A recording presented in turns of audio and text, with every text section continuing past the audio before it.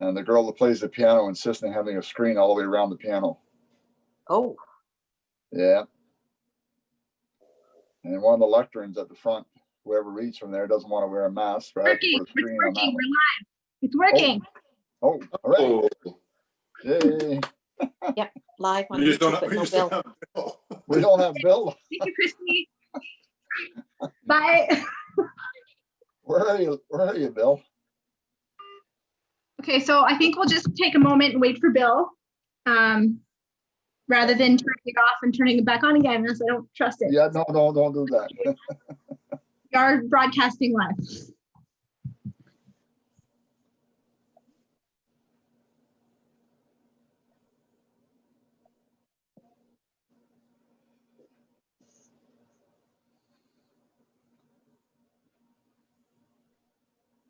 Oh, there we go. There he is. I apologize, everyone, for that wait. We were having significant technical issues in which I have absolutely no idea what happened. It's the first time this has happened since we've done this, so it's all good. That's okay. This has been very smooth the whole time. Okay, Bill, just unmute yourself.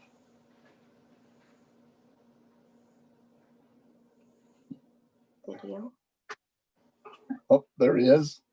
Hey, Bill, we're live. There. You there, Bill? Hello, can you hear me? Yes. Yes, Bill, we're live now.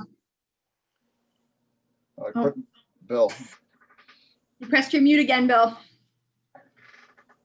there. Oh. What's Press it going on again. there?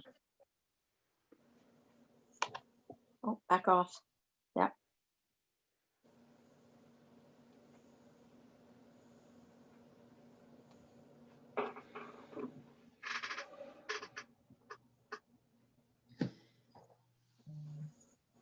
There you go. There you go. You're good. There. Hello? There you go. There we go. Hello. Yep. It kept going off on its own. Yeah.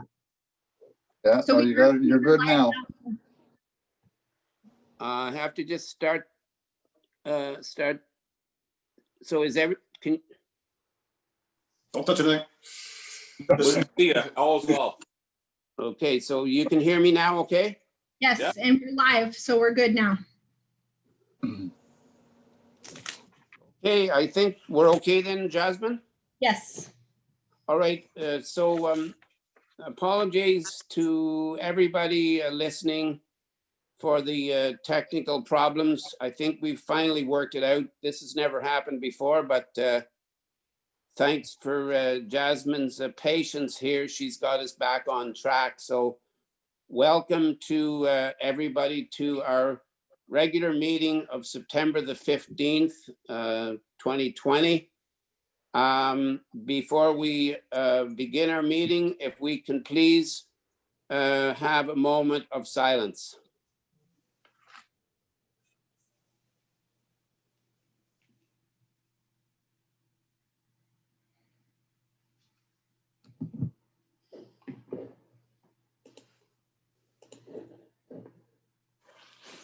Thank you. I'll also remind all of council that if you have a disclosure of interest, you can declare it now or anytime during the meeting. I have my first motion here. It was moved by Karen Jennings, seconded by Jeff Carroll.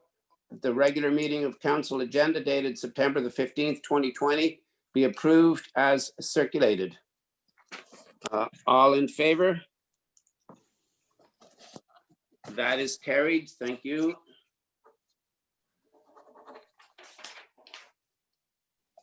I have a second motion. Moved by Ian Straight and seconded by Klaus Vandermeer that the minutes of the regular meeting of September the 1st, 2020 be approved as circulated. All in favor? Thank you. That's carried. I will now go to any business arising from those minutes. Yes, Jeff? I just have a couple questions or a couple comments too as well. One is about the recreation feasibility study. In this study, it basically says to have it completed by the end of this year. But I want to make, basically because of everything going on, obviously I don't want it to be rushed or anything to go wrong. So I kind of want to open that date a little bit either deeper, which I'm sure the consulting group will have no problem with that too as well. I discussed that with Jasmine earlier, where they usually are happier if you give them more time than less time. So I'm just kind of throwing it out there to say, like, can we, sort of move it to maybe a tentative of finalizing for maybe like next March or April, just to give more time for to make sure that we do it right. I think maybe I'll go to you, Jasmine, if you have a comment about that. You can do that. I would also suggest too, is you can always ask the consultants for some feedback. If council wishes, you could direct me to ask the consultants for some feedback, to concerning making sure we can meet that timeline. Yeah, and that's fine too as well. I just want to make sure we're not putting them on to something that's, they might feel pressure to get it done. I want to give them that option to make sure that we're doing it right. So is that something? Any other comments from council? Claus? I think during the difficult time that we hopefully don't embark on the next couple of months, I think it's a good idea to give an extension till March. So ask the consultants what their feeling is on that. Do you want just consensus from us, Jasmine, to give staff direction to talk to the company? Yeah, that would be good. Well, I think that Jeff and Claus have already expressed how they feel, but I'll go to Ian and Karen. Yes, my only thing is I understand the wanting to get everything all done and make sure that we get it done right. That's obviously good. I guess the sooner they can have it done, the better, because the idea is that this is going to be the key to getting funding, I guess, right? So sooner we have it, the better off. I don't think that it should take, like, if you go to March, October, like that's 6 months. It shouldn't take 6 months to do a study, I wouldn't think. So I think we should just touch base with the company and see what they have to say. But I don't think that a 6 months is required. That's for sure. Karen, how do you feel? Is that okay? Yep. So Touch base with the Jasmine, you Yeah, have staff direction. You have staff direction. Then just to go move forward and talk to the people to see if they don't mind prolonging this a couple of months, I guess. Or see if they think there is a need. If they need it, yeah. Sorry. If they need it. And Yeah. then I guess the staff direction is just simply that you report back to the next meeting, Jasmine. Yes. Okay, thank you. And Jeff, I think you had 2 points you wanted to make? I did. There was another one. I was wondering if staff had an opportunity from last meeting about the township of Huron with their farm tax credit and sort of what they were alluding to a little bit more, because I know there were some questions from some council members about I guess some clarity of if it's a benefit for us or not. Not yet, no. Okay. That's all, Reeve. Thank you. Thank you. Claus?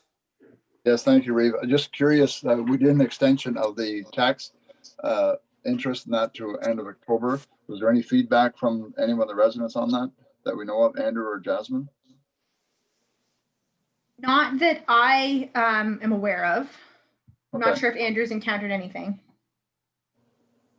Okay, well, maybe when he comes on later. Okay, Okay. I was just curious if it went over Okay, positive or negative. Ian? I was just wondering if staff had an opportunity to get quotes for the septic system at Rosedale Hall. I have to release a request for quotations, so it's I'm working on the request for quotations. I have a draft ready, so it needs to be reviewed. Thank you. And the only thing that I wanted to mention regarding the business arising from these minutes is regarding we got the resignation from Wendy Simpson Lewis from being on the board of the Marrickville Library Board. But I was talking to her today, and I guess the good news is now they are not going to be moving to Ottawa, and she is now willing to continue her membership on that board for us for the I think she said basically for a few more months. So I just wanted to report that, and I think that because from the minutes we were going to send her a thank you letter, but from talking to her today, she has not received that yet. But I told her that I would let council and staff know, and if there's anything that we need to do now for her to continue, then I think that we could do that. Is that fine with Jasmine? Is that okay? Yeah, I would suggest that she send me something in writing, like an email or a letter, Yes. so we have it on file. Did you see an email that she had sent regarding another person that was interested? Yes, that was in the letter. So that was in her letter of resignation, I believe. So then I will, if it's fine, I will just return her call and ask her if she could just send us a letter stating that she's willing to sit as a board member. Is that okay? Yes, that's fine. Okay, thanks. So if there's no other, I don't see any other hands, no other business arising from the minutes. Yes, Claus. Yeah, sorry. Just a second point, and the designating the Ferguson, Tetlock Road and William Campbell for no heavy vehicles. Will we be posting those roads? We're bringing back a report to Okay, talk about the good. whole process. Yeah. All right, thanks. All right. Okay, if there's nothing else, then we're going to move on to our delegation tonight. And we have Mr. Howard Allen from who is going to give us the 2019 financial statements.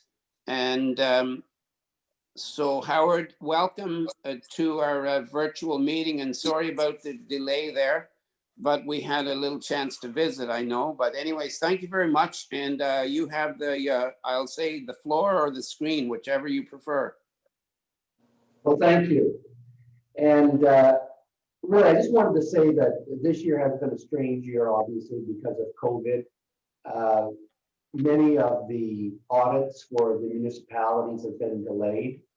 But, you know, I think it's both your staff and our staff have been able to work through this. And I know in talking to my staff, I've been very pleased with the assistance that Andrew has given to them during the course of the audit.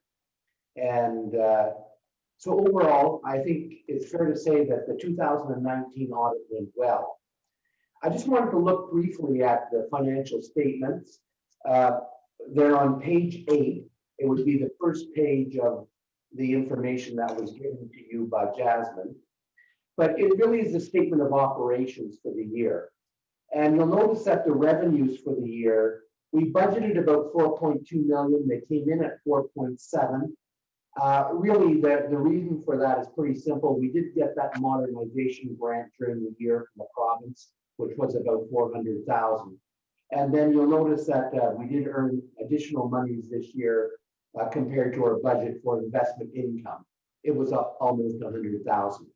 So our revenues were about $500,000 more than what we budgeted this year. In terms of our expenditures, they were actually less. They were down about close to 300,000. And I think a lot of that had to do with some of the staffing changes we had during the year. There was a bit of a lull in hiring some staff. And overall, I mean, we did much better. We budgeted to have an operating surplus of close to 300,000, but it came in over $1 million. So we had a sizable surplus this year. I know one of the things that Andrew is going to be talking to council about is where they would like to allocate this surplus in terms of reserves or in terms of projects that are being carried forward that didn't get completed this year. One of the reasons we need to generate surpluses from our operations is so we can pay for our capital projects. And you'll notice at the bottom of the page, there's other revenues, which really result from, gas taxes that come in. There are revenues that relate to capital and government grants. So overall, for the year, we had a significant annual surplus of about 3.4 million. When you go to the next page, so page 9, you'll see that it takes the surplus and says, well, what do we do with it this year? And you'll notice that we add, first of all, amortization, because that is not a fund expenditure. When we depreciate our roads, when we depreciate our equipment, that is not something we write a check for. And so we add that back because it's a non-cash expenditure, which shows up in our operating expenditures. So we add that back, the 460,000, very close to what was budgeted. And then we subtract off what we spent in capital projects this year. Now, all of the capital projects didn't get done, so they were about $500,000 less than what we budgeted this year. So overall, we increased our financial assets in the township this year by about $700,000. We actually budgeted to draw down reserves this year.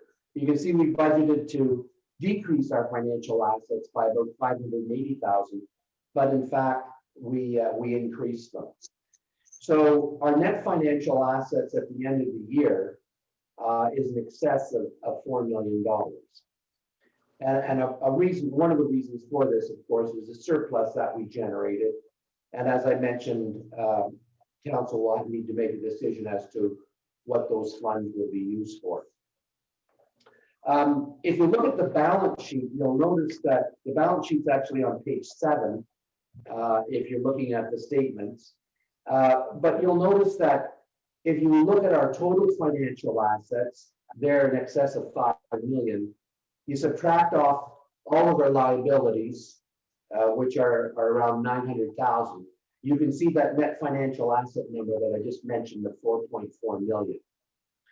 And then, of course, if you look at the bottom and add our tangible capital assets, so these are our roadways, our buildings, our equipment.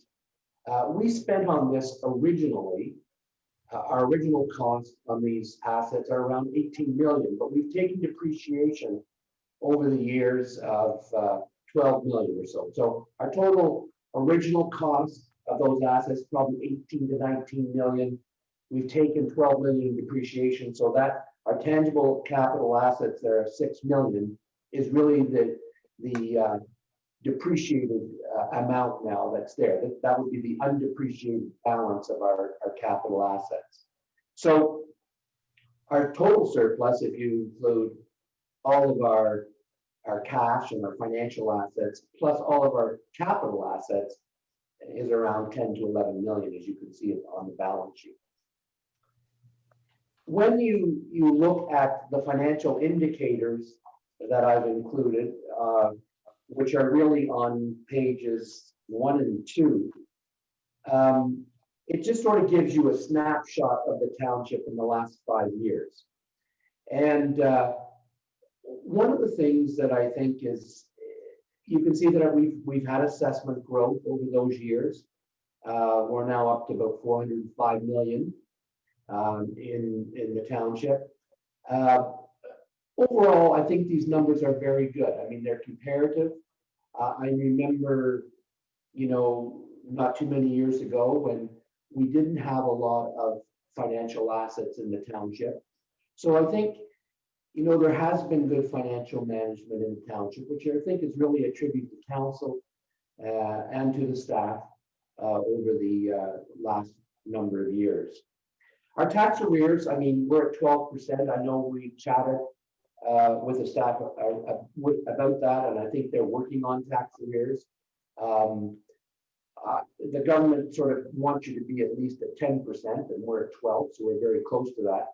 But you can see when you look at the numbers that we're trending down. So I think it's fair to say that the collections are improving, and it's probably a good thing because, of course, the rate that is being charged to taxpayers is 15%.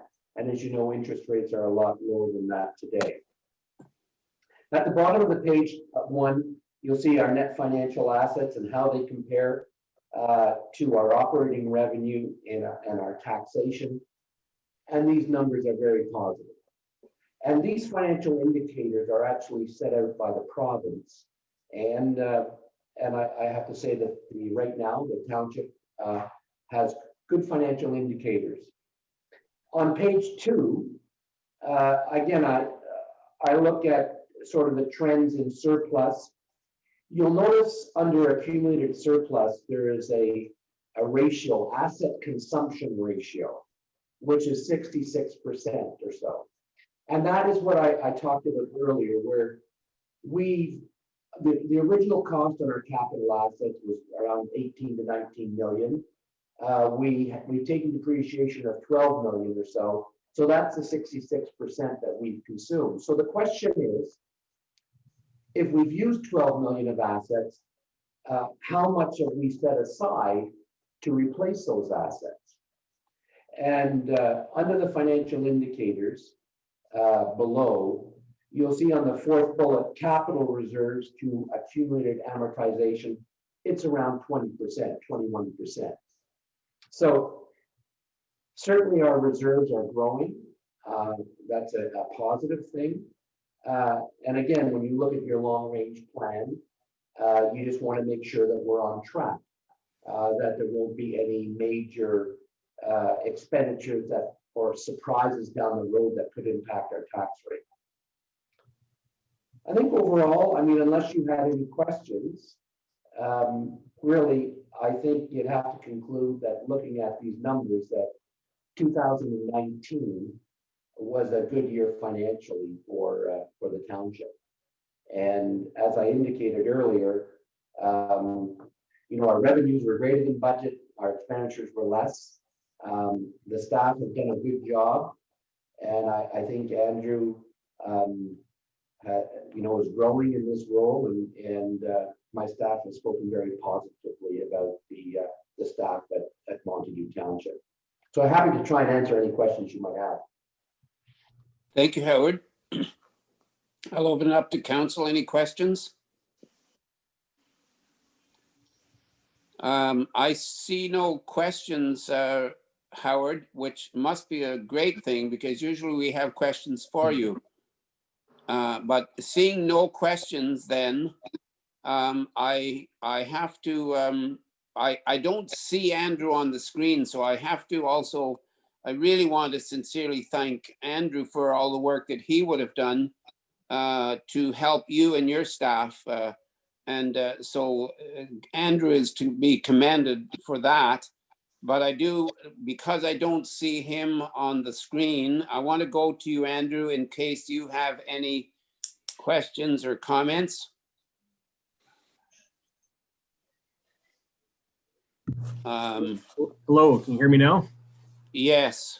I was just saying thank you to you, Andrew, for all your work, because you had to do all the work first to give all the information to Howard and his staff. So I just commend you and thank you for it. But I wanted to come to you. I couldn't see you on the screen, but I just wanted to make sure that you didn't have any question or comment that you wanted to make first before we finish off here.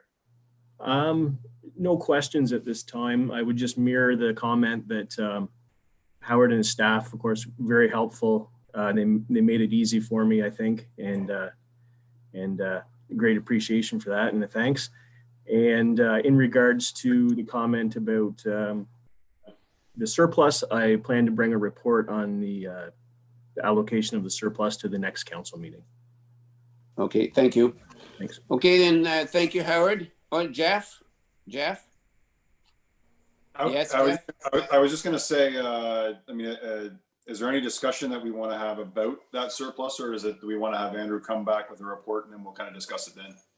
Yeah.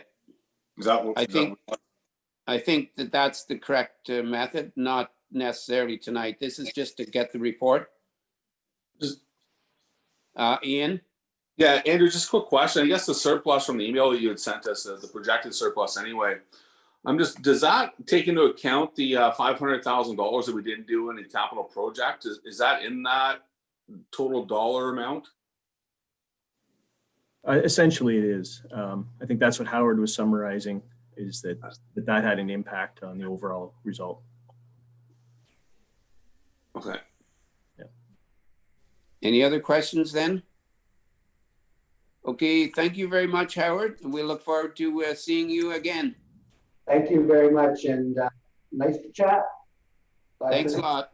Okay. Yes, sir.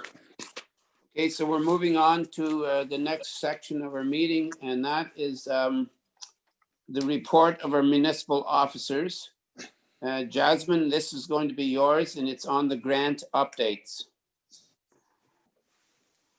Thank you very much, Reeve Dobson. So this is a brief update of our Ontario Trillium Fund and one of our other grants that we applied for this year.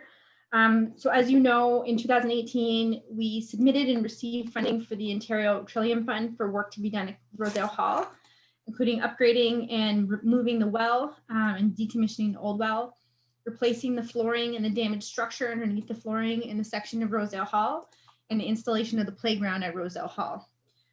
So the agreement provided the township with $127,000 worth of funding. We are 99.5% complete in the project. Expenditures are at $120,257.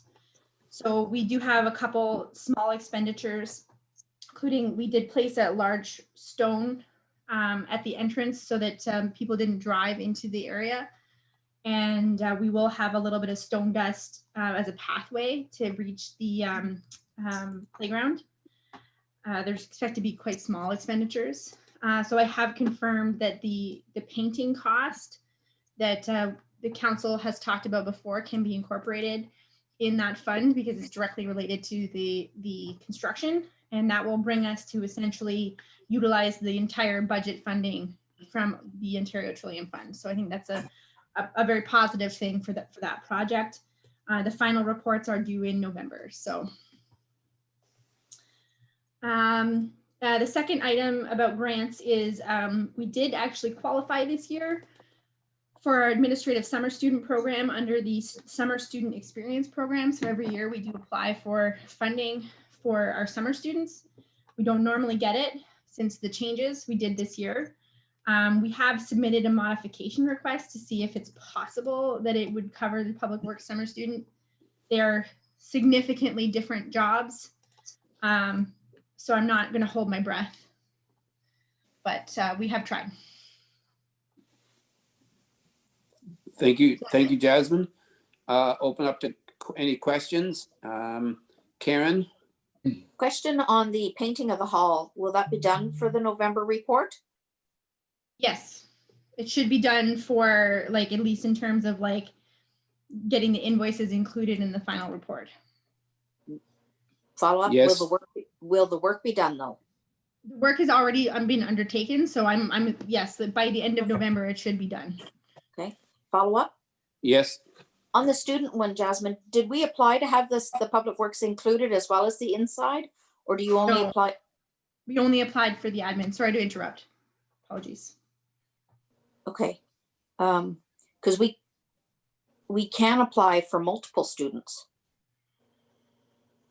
Because we used to, in Carleton Place, apply for every one of our departments, like the arena, the beaches, the daycare, like all those difference. So it is multiple components of your one application because it is specific to the areas. But for next year, that's something we could look at is multiple.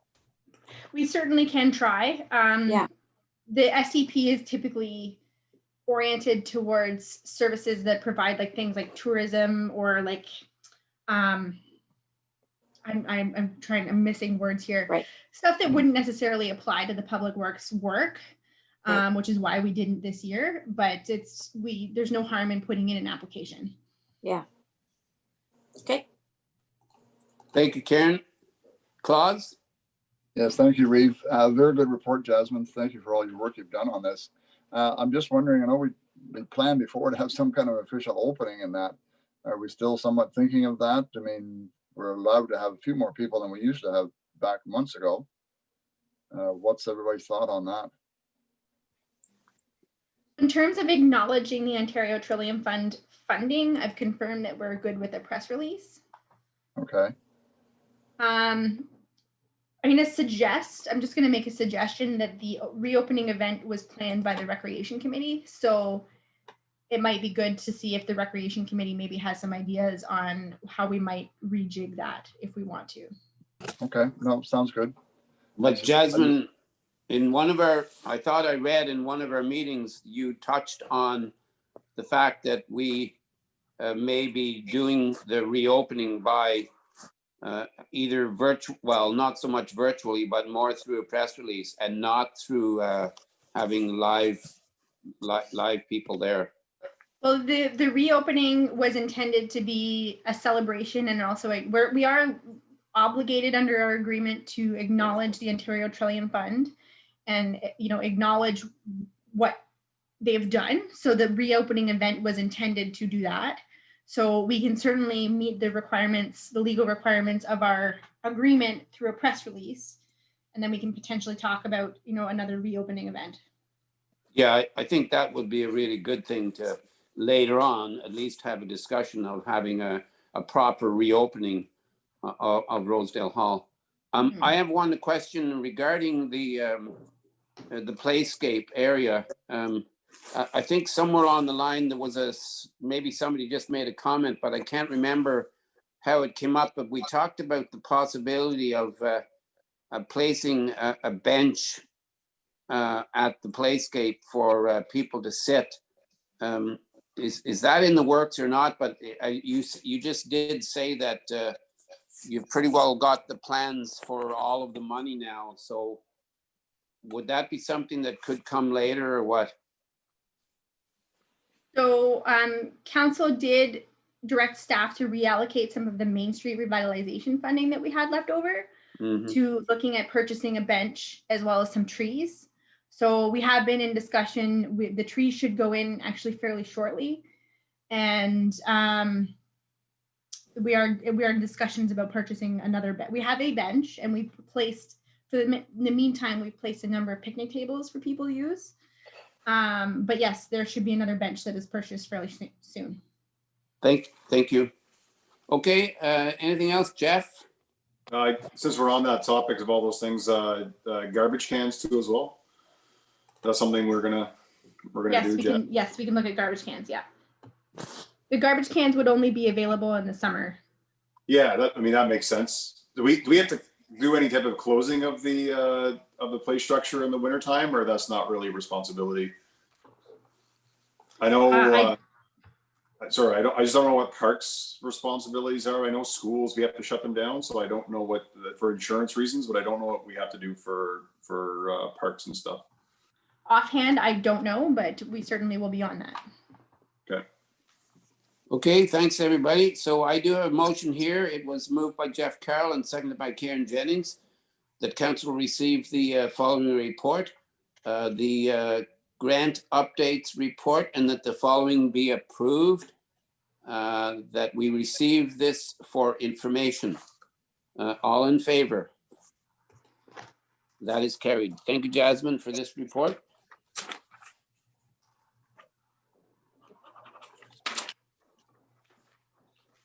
And moving on, we have the next report of the committees, and that is the Committee of the Whole.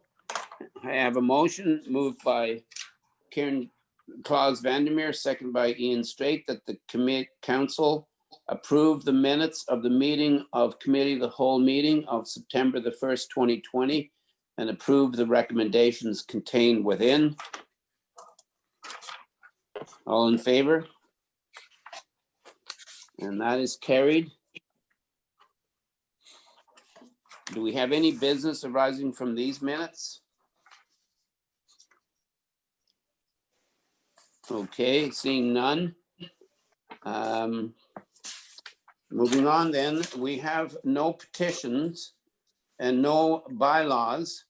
And going to the motions and the notice of motions, The first one that I have here is moved by Karen Jennings and seconded by Ian Straight, that council direct staff to develop a policy related to gravel road maintenance and maintenance stone activities in the township that also speaks to the responsibility for entrances.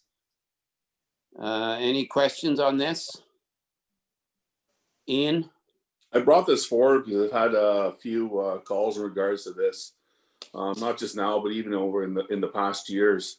And the whole idea of, we put the gravel down on people's roads, and then, in this certain case, there was a large lip that was present from, the new gravel down to where the old gravel used to be on the road. I think that, the council and staff need to come up with a policy to address these situations. If there is a large lip that's, say over, I think we only typically put 4 inches on the road, if I'm correct, Jasmine. Yes, you are correct. Yeah. So anything other than, a lip that goes in their driveway that's more than 4 inches after we put the gravel down, that, maybe that the township may have to come back and put some extra gravel down just to, make sure that the people now have a proper entrance going back into their driveway that they've already put in. That would be the one that this particular lip was roughly around 8 inches. So if you could imagine driving your car over that now, it's almost not feasible. And is it the question is it up to the homeowner to now go and get a load of gravel for his driveway, or a bucket load of gravel for his driveway to fix the change, or is it something that the township should be doing? I know that our staff have received calls in regards to this, and then it's it's always seems to be up in the air as to what it is exactly that we do. And I think that having a policy to address it really makes it simple for the staff, and it really makes it simple for the residents as well. So if you put a plus minus anything greater than say 4 inches, then we need to put a bucket down and kind of make it slope. Anything less than that is a responsibility of the homeowner, and that's just a maintenance gravel issue. So I'd like to see a policy put forward or brought forward for that, so that we can make it a little bit easier for our staff to deal with the public, and have a happier resident possibly at the end of the day. Claus? Yeah, thank you, Reeve. I would echo some of Ian's comments, but my question is, do we have a policy or a regulation right now? So what is our responsibility when we put gravel down to the driveway? Like, where does our road end, at the edge of the road, or do we have it right so far in on the beyond the side of the road? So Claus, that's what this motion is for, is so that we can develop a policy. So no, we don't have the policy we need. That's what this motion is for, so that we can develop a policy related to gravel road maintenance and maintenance stone activities. Okay, what do we do in the cases where we've paved a road? Do we have a policy in regards to when we pave a road? That question, I think I'll go to you, Jasmine. I think we're getting a little bit off of what this motion is, though. This motion is just to present this is just a notice of motion. So that's all this is meant to be. It's not to have a discussion yet, I don't think, about it. Okay, well, we'll wait for the report back then. Because that's being part of the problem. And there's all kinds of issues. Like, each laneway is different, but if you go in and out of a laneway, I'll just give an example. If you go in and out of a laneway on a gravel road, and if someone doesn't maintain it, then that driveway is going to erode, and some of the erosion is also going to take place actually on our portion of the road. So when the truck comes along, then yes, there's going to be more than 4 inches of gravel spilled out. because the road has eroded in the first place. And especially when that laneway goes downhill. We all know that water runs downhill, and if there's erosion, then there's going to be an even bigger drop. So anyways, any other questions? Jeff? You stole my thunder a bit there, Reed, because I was basically going to kind of make a comment about that. Because I think a big part of it, yeah, like there's, I agree with exactly where Council Street's going. I think we should have a policy in place because then we can have it, you know, something there to go for. So I'm in favor of this motion because I mean, a big part of it too as well, though, I think there's a difficulty side of it. Just on one of his comments, is just, yeah, like we're laying 4 inches down as a standard, but there's going to be certain parts that it's going to get more, right? And I think exactly what Reeve Dobson's is saying, where there's erosion through people's driveways too as well. So I think it's great that we have a policy and also a policy that kind of puts forth the need to make sure the residents also are maintaining their driveway so we can maintain the road to their driveway too as well. So I like this idea, but I mean, it could be a 6 or a 7 inch or an 8 inch jump because of the way that road has eroded. So we need to put down more stone in certain places, but as a rule average, I'm sure it's 4 inches. So anyway, that's my comments. I like the idea. They make sure we have a policy in place. Any other questions then? Okay, I did read the motion. All in favor? And that is carried. Thank you.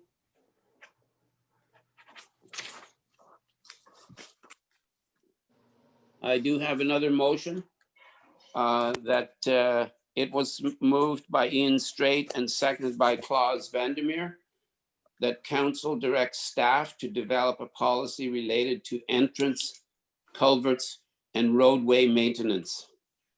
Any questions on this? Ian? Again, same thing. I asked Jasmine to add this to the meeting minutes. Same kind of deal I've had over the numerous years. People talking to me about their culverts. Who is responsible for their culvert at the end of the roadway or at the end of their driveway? Is it us? Is it them?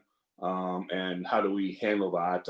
You know, I have over the multiple times people ask me about culverts, and you know, people are saying, well, you know, I saw lots of culverts being replaced in the township. Example, Dean Street, all the culverts were replaced free of charge, and then the next thing you know, they called to have their culvert done, and we're wanting to charge them. So, you know, there has to be some kind of you know, equal playing field for everybody from within the township. And I think that definitely would make it a little bit easier. Again, same thing for staff. You know, people don't have to call and ask. The policy's there, and it is what it is. It's been voted on by council, and at the end of the day, that's what we live and die by. Jeff? I thought we had a culvert one for people's personal driveways. There was a responsibility of the homeowner, and I'll let you key on that, Jasmine. That was my question, because I thought we did, except for when different circumstances come up. Like, I mean, I know we did it for Matheson, but yeah, Jasmine, enlighten me, please. Do you have a policy that addresses like entrance approvals?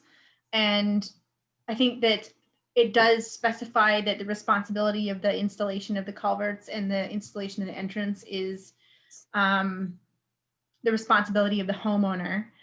But I think this policy would cover not necessarily the installation of the entrance, but the ongoing maintenance of the entrance, and what provides some clarity on when we do road work, what happens when, and what are the thresholds, and you know, why we would do certain things, like why, for example, a project that was done on Dean Street would replace culverts, but a project we would do on a different road wouldn't necessarily cover culverts, like when we repave McGuire.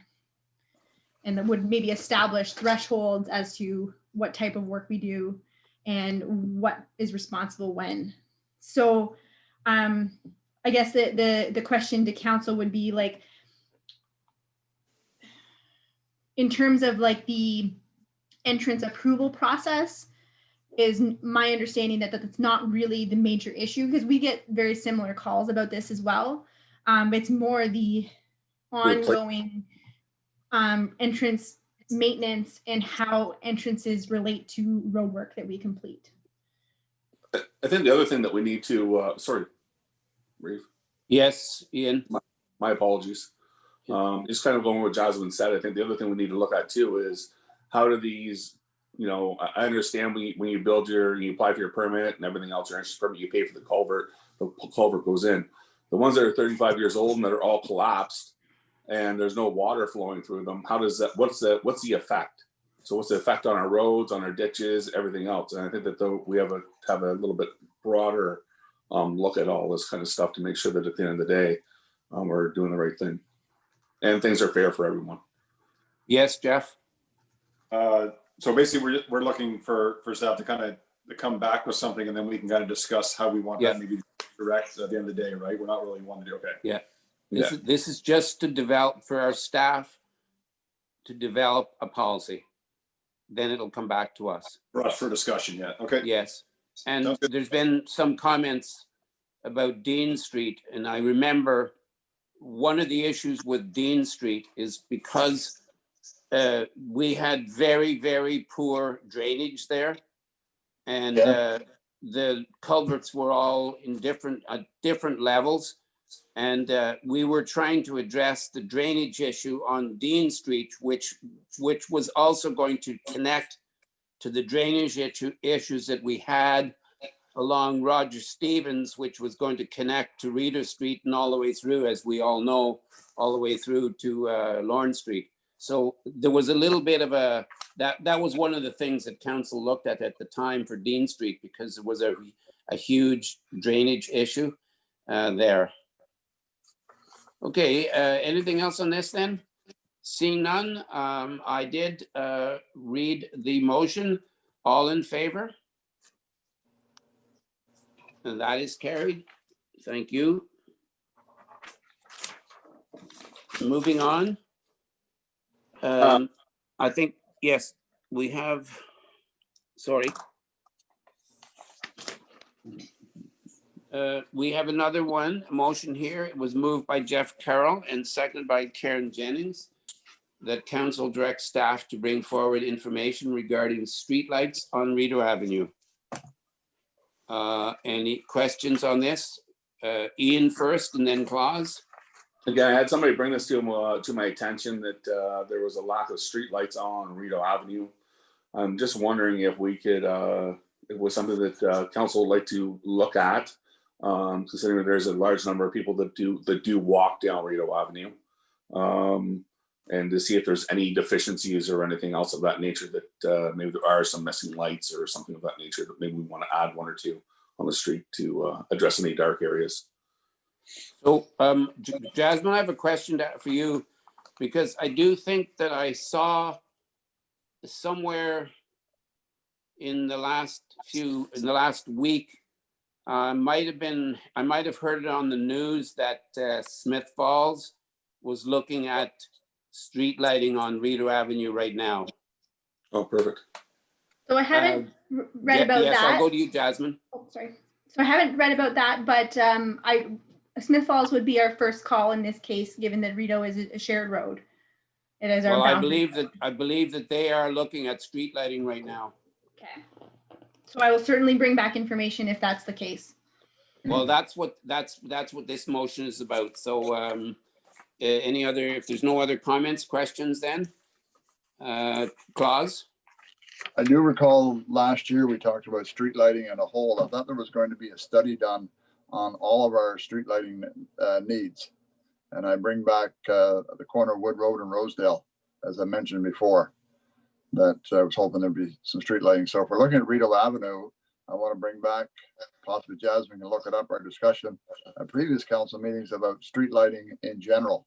So we had a street lighting program a number of years ago, and I thought we were going to embark onto another one. So Claus, if you don't mind, this motion is specifically to do with Rideau Avenue. I don't think we can start talking about other roads in the middle of this motion, which is specifically to do with Rideau Avenue, and especially the fact that, like I said, I had heard that Smith Falls is already looking at it. So it's kind of it's a bit of a difference here, but anyways, I'll go back if you want to say anything else, Claus, before I go to Jeff. Anything else? Okay, so this motion deals with Rideau Avenue only. Yes, the motion reads that council directs staff to bring forward information regarding streetlights on Rideau Avenue. So if a councillor feels that there's a need for street lighting somewhere else, a motion can be brought forward on a Another single. motion, it would have to be another notice of motion. Okay, fine, thank you. Okay, Jeff? I mean, I respect the request for streetlights. It's just something that, I don't know, in the rural municipalities, sorry. I'd rather have our money invested in other things. And I mean, I hear what Deputy Vandermeer is saying, and I respect what Councillor Straight is bringing forward. And I respect the resident, obviously, that's looking for that too as well. But it's one of those things where A, this one I'd rather wait to see what Smith Falls is going to say, and B, I just have a hard time with looking at more streetlights and investing that money into it unless we have an extreme safety concern with evidence behind it that shows those safety concerns. I just have a hard time supporting them from my side. So anyways, that's just why, my opinion of it. So thank you, Reeve. Okay, seeing no further questions then, I did read the motion. All in favor? Opposed? Okay, that is carried. Thank you. And moving on to correspondence and the action items. There were none, and no information items moving forward. Unfinished business and other business, none. So I think now, before we recess, Jasmine, I have to ask you this question. Should we go to the questions to the public for now? Yes, for the committee, for the council meeting, yes, now would be an appropriate time to ask if there's any questions. Okay, so I'll leave that to you then, please, or Christy. Give me a second.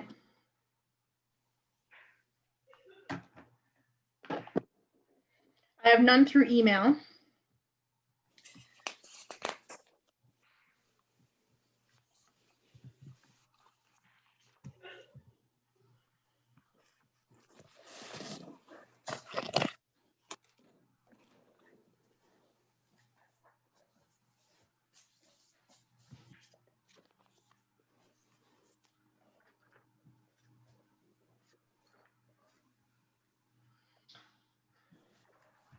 And I have none through Facebook. Okay, then I have a motion. It was moved by Claus Vandermeer and seconded by Jeff Carroll that council recess at 7:37 p.m. All in favor? That is carried. Thank you. We're going to remain live during the break. So not turning it off. I don't trust it. Good move. What are we, 2 minutes there, Reeve Dobson? Okay, we'll just stay, everybody will just stay live then. We'll take what, 2 minutes? Is that okay? Sure. Okay, take a couple minutes. Thanks.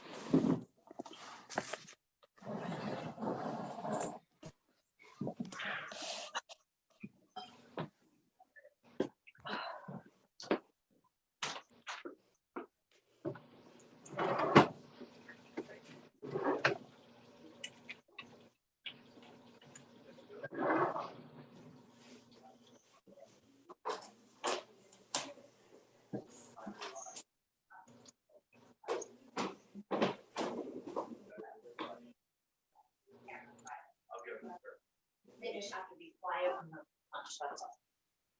Because the microphone is all.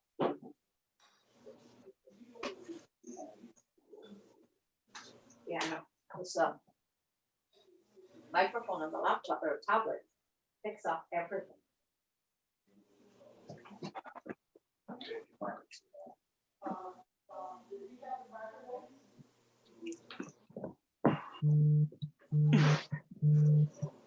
Hello? Hello?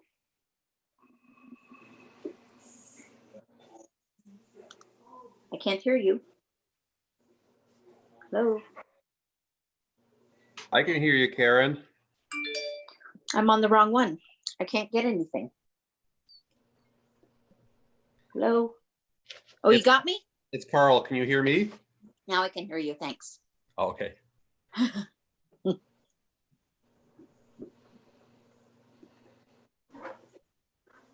There were network issues earlier.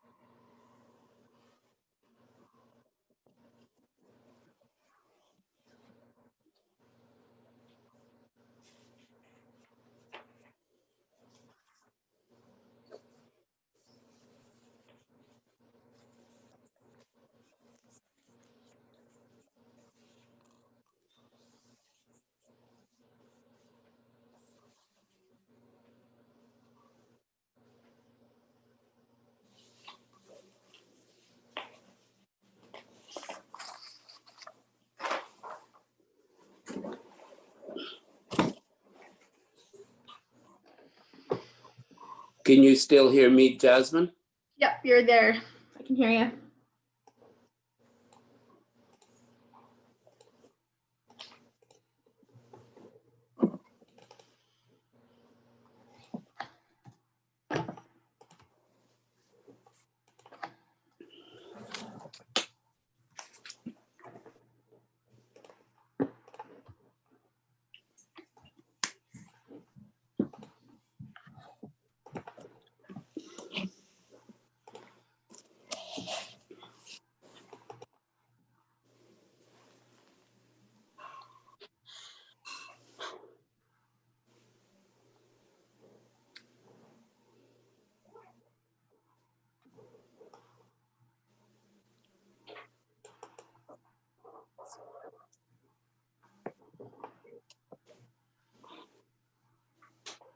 Hello, Carl.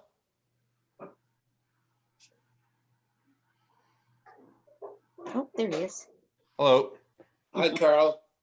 So I'll just let everybody know that we have 2 hydro trucks that are parked on our street. They apparently they're going to need to replace a transformer. So if I do get cut off, my wife is on standby to try to wire up a Wi-Fi hotspot. So I hopefully will be able to resume the meeting in the dark. But if I do disappear, Well, hopefully it doesn't cut off both our power. We're not that far away from each other. I think it's very local. I don't know if you're we've had for the last we had somebody working on it a couple of weeks ago, and we've had some of our lights have just been almost strobing for a little while. And I came home today and those lights were really strobing, and now actually we have most of our houses without power. Several of our rooms still do, but what I understand is the transformer is dying, and it's only at giving maybe a quarter of the power that it needs. So for some reason our pool filter is running, but not our well pump. Oh, So, fun. hopefully, I've been told it'll get fixed tonight. Essential services, right? Indeed. So Jasmine, have we gone live for this meeting yet? We're live, yes. Okay, Yes. I think we'll go ahead and get started then, everybody. So welcome everybody to our committee of the whole meeting of September the 15th, 2020. I will again remind all of council that if you have any disclosure of interest, you can disclose it now or anytime during the meeting. I do have the first motion here, which was moved by Klaus Vandermeer and seconded by Ian Straight, that the committee of the whole agenda dated September the 15th, 2020 be approved. All in favor? And that's carried. Thank you. And moving on. We have no delegations tonight.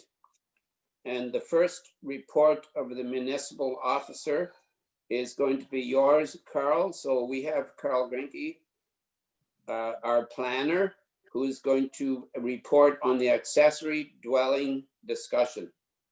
So thank you, Carl, and you have the screen. Thank you, Mr. Reeve. Good evening, everyone. Over the last number of months, council's had a couple of we've had a couple of excellent conversations on accessory housing.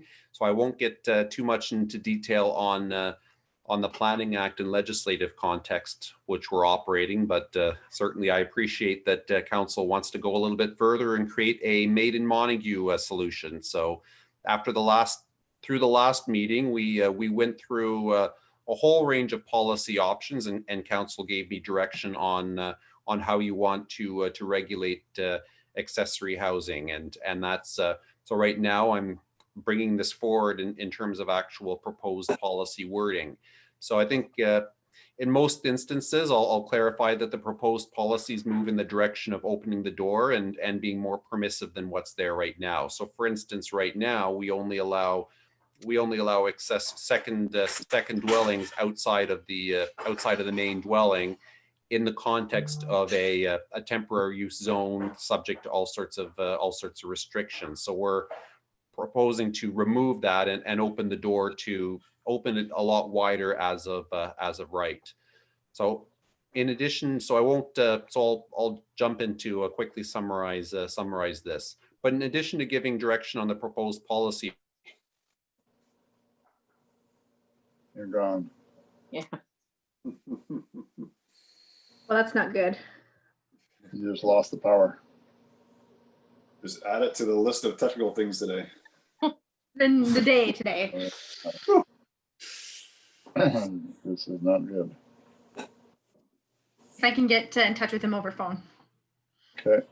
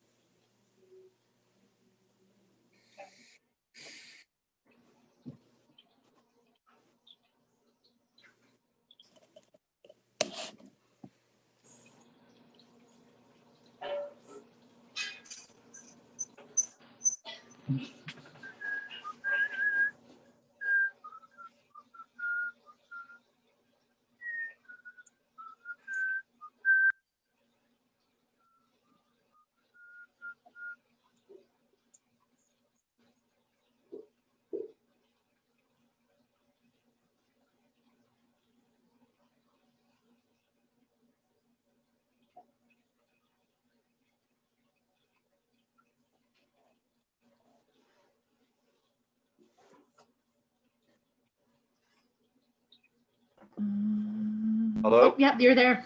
You're there. Okay.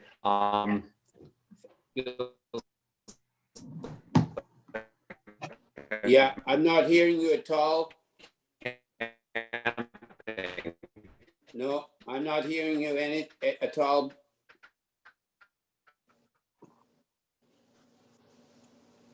Are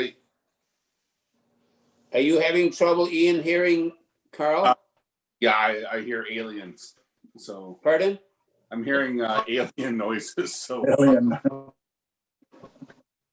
Got Is robot anybody- voice. Is anybody hearing Carl clearly? No, No. it's he's got technical problems on his end. Yes, Ian? Can you hear me? No, Yes, Ian? Jasmine, is this a time sensitive item? Yeah. We want it for Yeah. official, but I mean, we want it for the official plan, so it will have to be addressed at like the next meeting at the latest. But that's my question. Can this be put off to the next meeting then? I think it's something Yeah. we can concentrate on and everybody has. Yeah. Well, unless, did you get a hold of Carl because he was Oh, going There's to? Carl. There's Carl now. he's gonna try. Hello, Oh, He's back. He's in the I'm in- dark, but he's back. I'm in a different room. There goes the voice. I have a lantern. Can you hear me? No, In and out. working okay. Jasmine, did you want to go ahead with your report on the fees, and we'll keep trying to work on it? you're a lot clearer now. That's better right now. Yeah, that's good. Okay. Well, let's hope this. I can keep going. Let's hope this works. Yeah. Okay, then go ahead, Carl, please. Okay. So in addition to giving direction on the proposed policy approach, council did request further information from staff on a couple of key points. And one of those is development charges. At the time of the last meeting, we didn't know if our current development charges bylaw excludes accessory dwellings from development charges. So at this point, we understand that the bylaw and the policy as is currently framed, we aren't able to collect development charges for accessory dwellings. So that's something that certainly we may want to have a look at when we do the DCs next time, because naturally this does this would propose some growth related pressures on the municipality. The other question was on private roads. There's a fair bit of discussion around the table about whether we wanted to allow accessory dwellings on private roads, and the question was raised as to how many lots are we talking about? How much would this affect? So staff did put together information that showed that we have 76 lots that have frontage on a private road. Of course, it is important to note that not all of those lots are either developable or developed, and certainly a few of them are owned by the same person too. So it's not this isn't something that would necessarily affect 76 residents. So we're just bringing that forward. I think it's also important to note that the policy that's outlined in this report is not something that we're expecting to be approved as is. This is just the draft that's based on the discussion that we've had over the last few meetings. So I think if council's comfortable with this, then we can take this to the public and go forward on the planning process. So we expect, and it's good if this ends up evolving a little bit between now and when it's finally approved. So I'll just take a I'll quickly go through what's being proposed here. The first is the official plan amendment itself, and this is something that we're working with Forbes just to make sure that the processes are done efficiently. So we are proposing to delete the garden suite section of the OP, and that because that section is basically becomes redundant right now. That's the section that explains when the whole provision that we can only allow second dwellings as a temporary use subject to a whole bunch of criteria and intended for particular resident. So we'd be removing that because we're opening the door to it on a lot broader a basis. So the next, so the actual secondary dwelling unit paragraphs in the official plan, those amendments are pretty basic. We're just adding some language now to allow these in structures ancillary to the principal dwelling. So that's basically bringing us in line with what the Planning Act requires.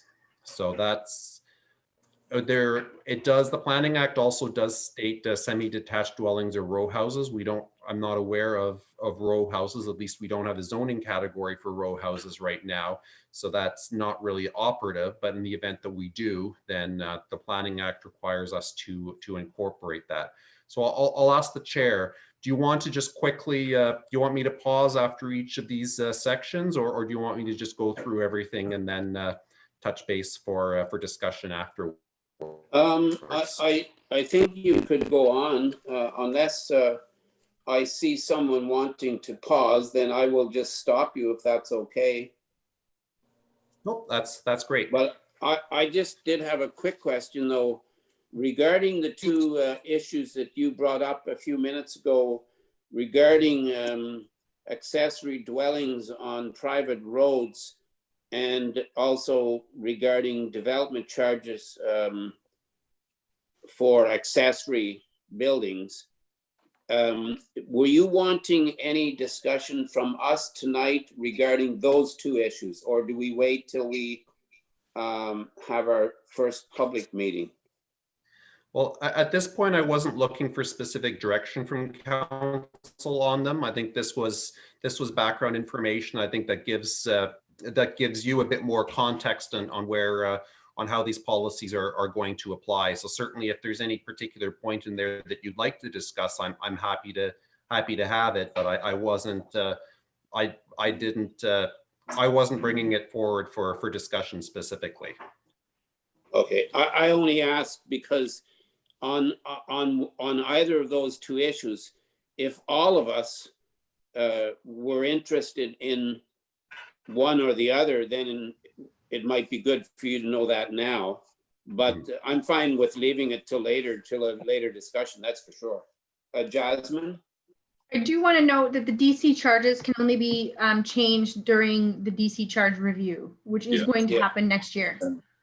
Yes, yeah. Okay, all right. I think then if you don't mind, you can go on, Carl, and if I see if council wants to stop, just please put up your hand like normal, and I'll try to interrupt you, Carl. Okay, thanks. Certainly, thank you.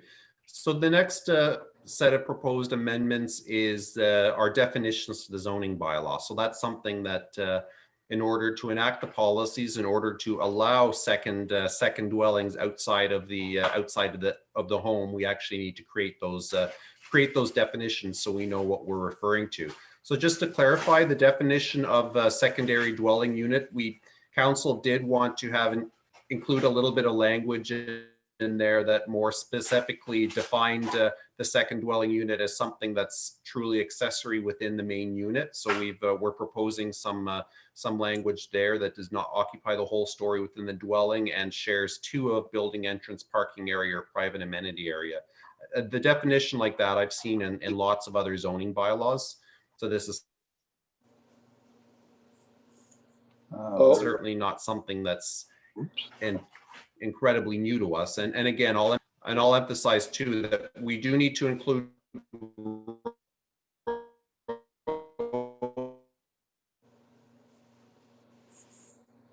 houses within the wording as defined section at this point, because we don't have row houses. Oh, Mr. Chair? Yes. Sorry. No, go ahead. Oh, okay, sorry. You were starting to cut out though quite a bit there, so. And then the next section, we're creating a definition specifically for a second dwelling, so something outside of the main dwelling. So as discussed by council as well, I have included a mobile home within that definition. So a second dwelling, so like we can call it a coach house or a tiny house or whatever we want to call it, but a mobile home would qualify as that. So I'll quickly go through the next definitions. The zoning bylaw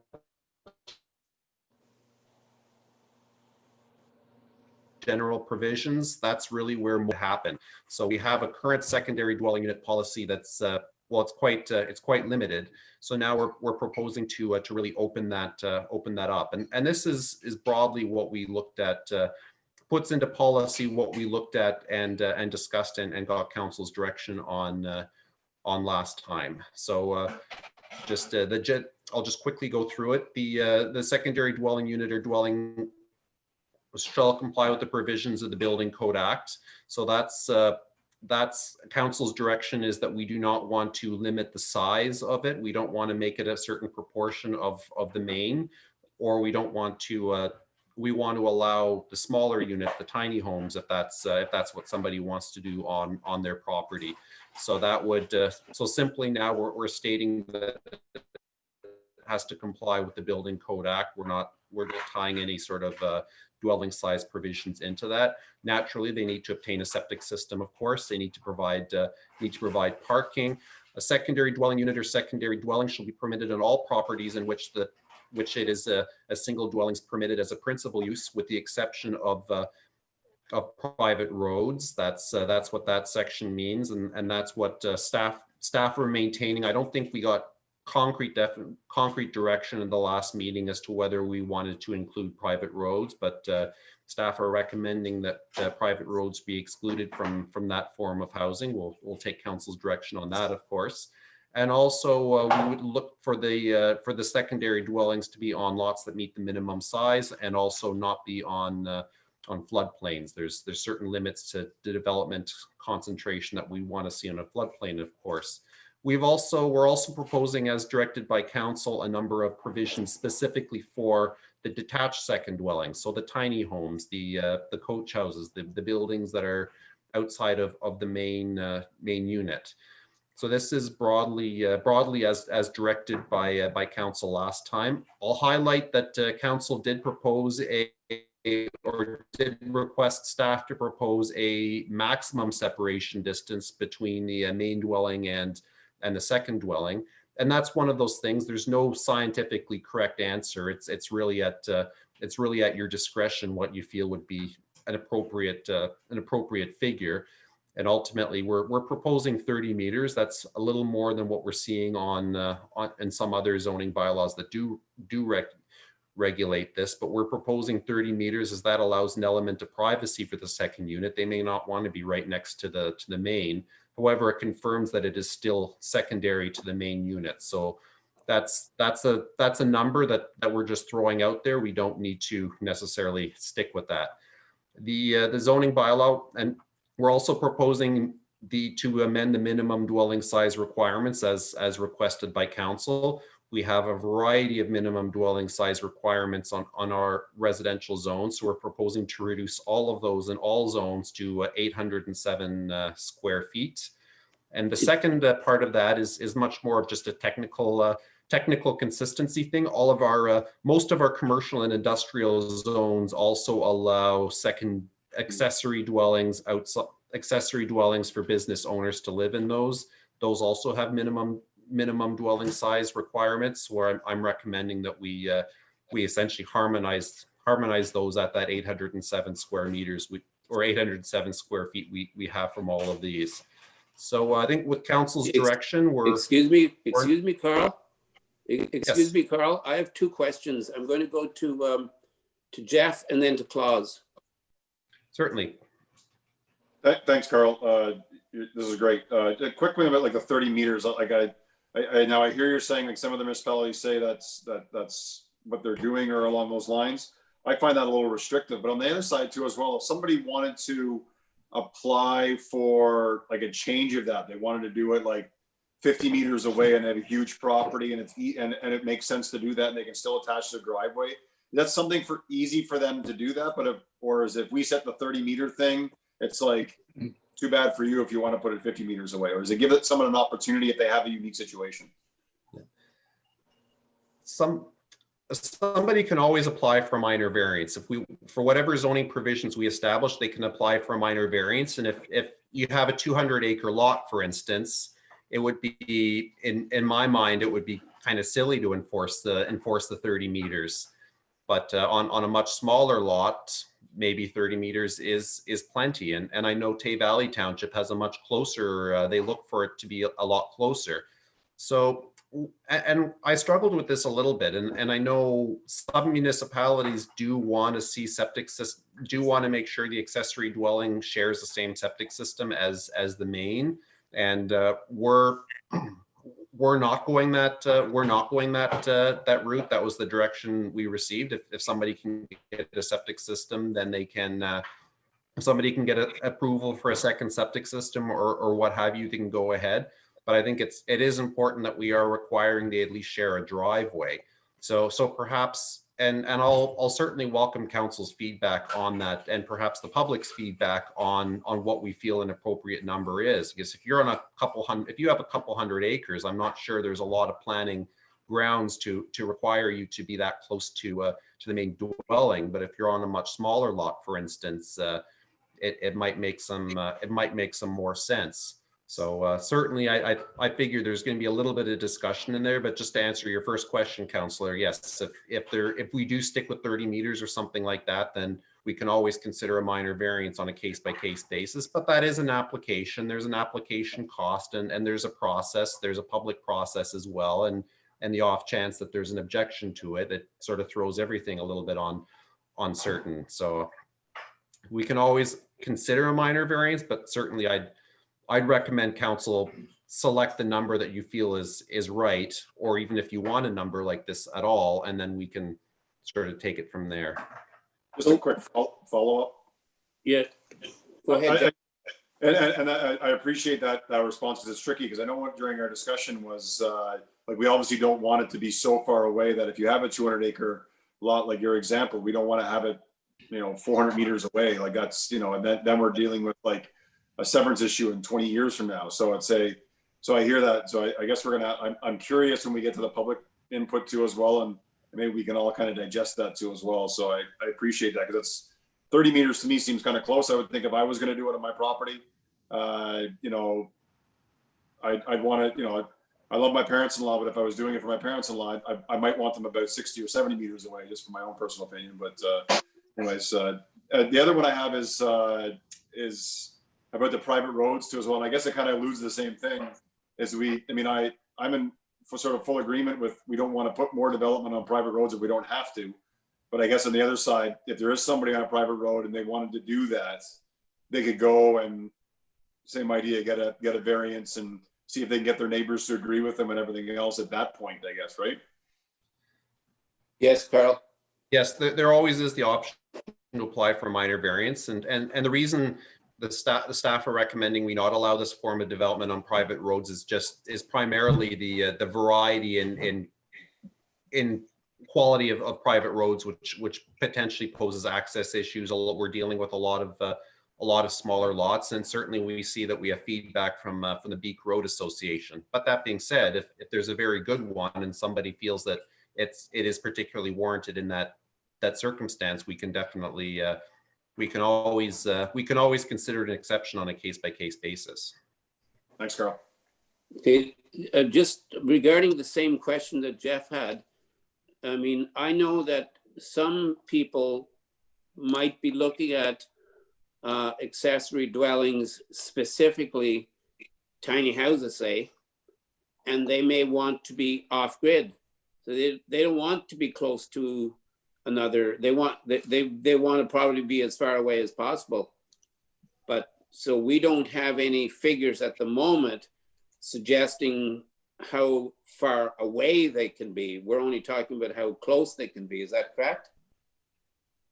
No. Yes, No. Carl? The way it's worded suggests a maximum distance of 30 meters, not a minimum distance. A maximum distance away from the primary house. Yeah. Yes, so it would need to be separated by less than 30 meters from the principal dwelling. Yeah. But that wouldn't really help the person that wants to have an accessory dwelling, say off-grid, where they would be still sharing the same laneway, but they don't necessarily want to be close to the house. Is it what's the main reasoning why you're recommending that people be so close? So at the last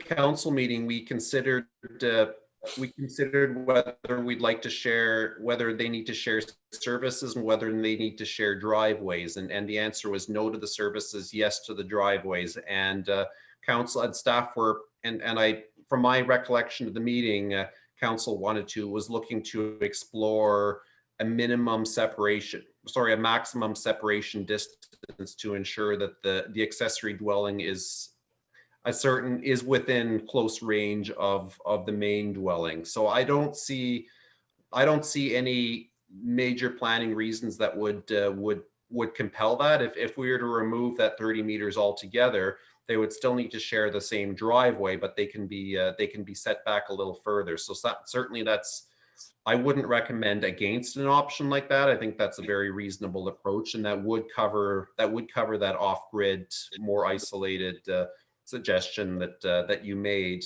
that doesn't necessitate them putting a new entrance and creating that potential severance issue in the future. Thank you. Claus? Yeah, well, some of the things I was going to mention have already been discussed, and my concern is if it's more than 30 meters, it opens the door for a severance application. And more than 30 meters and still share the same driveway, I'm not sure how that would work. And the 30 meters, Carl, you did mention that this accessory dwelling would share the same septic system? Not necessarily. They wouldn't need to share the same septic They can put in a system separate based one. on yes, if the health unit will approve it. Okay, and that'd be up to the health unit. Okay. The accessory dwelling, maybe I'm going ahead a little bit. Do you have a size recommendation on the accessory dwelling?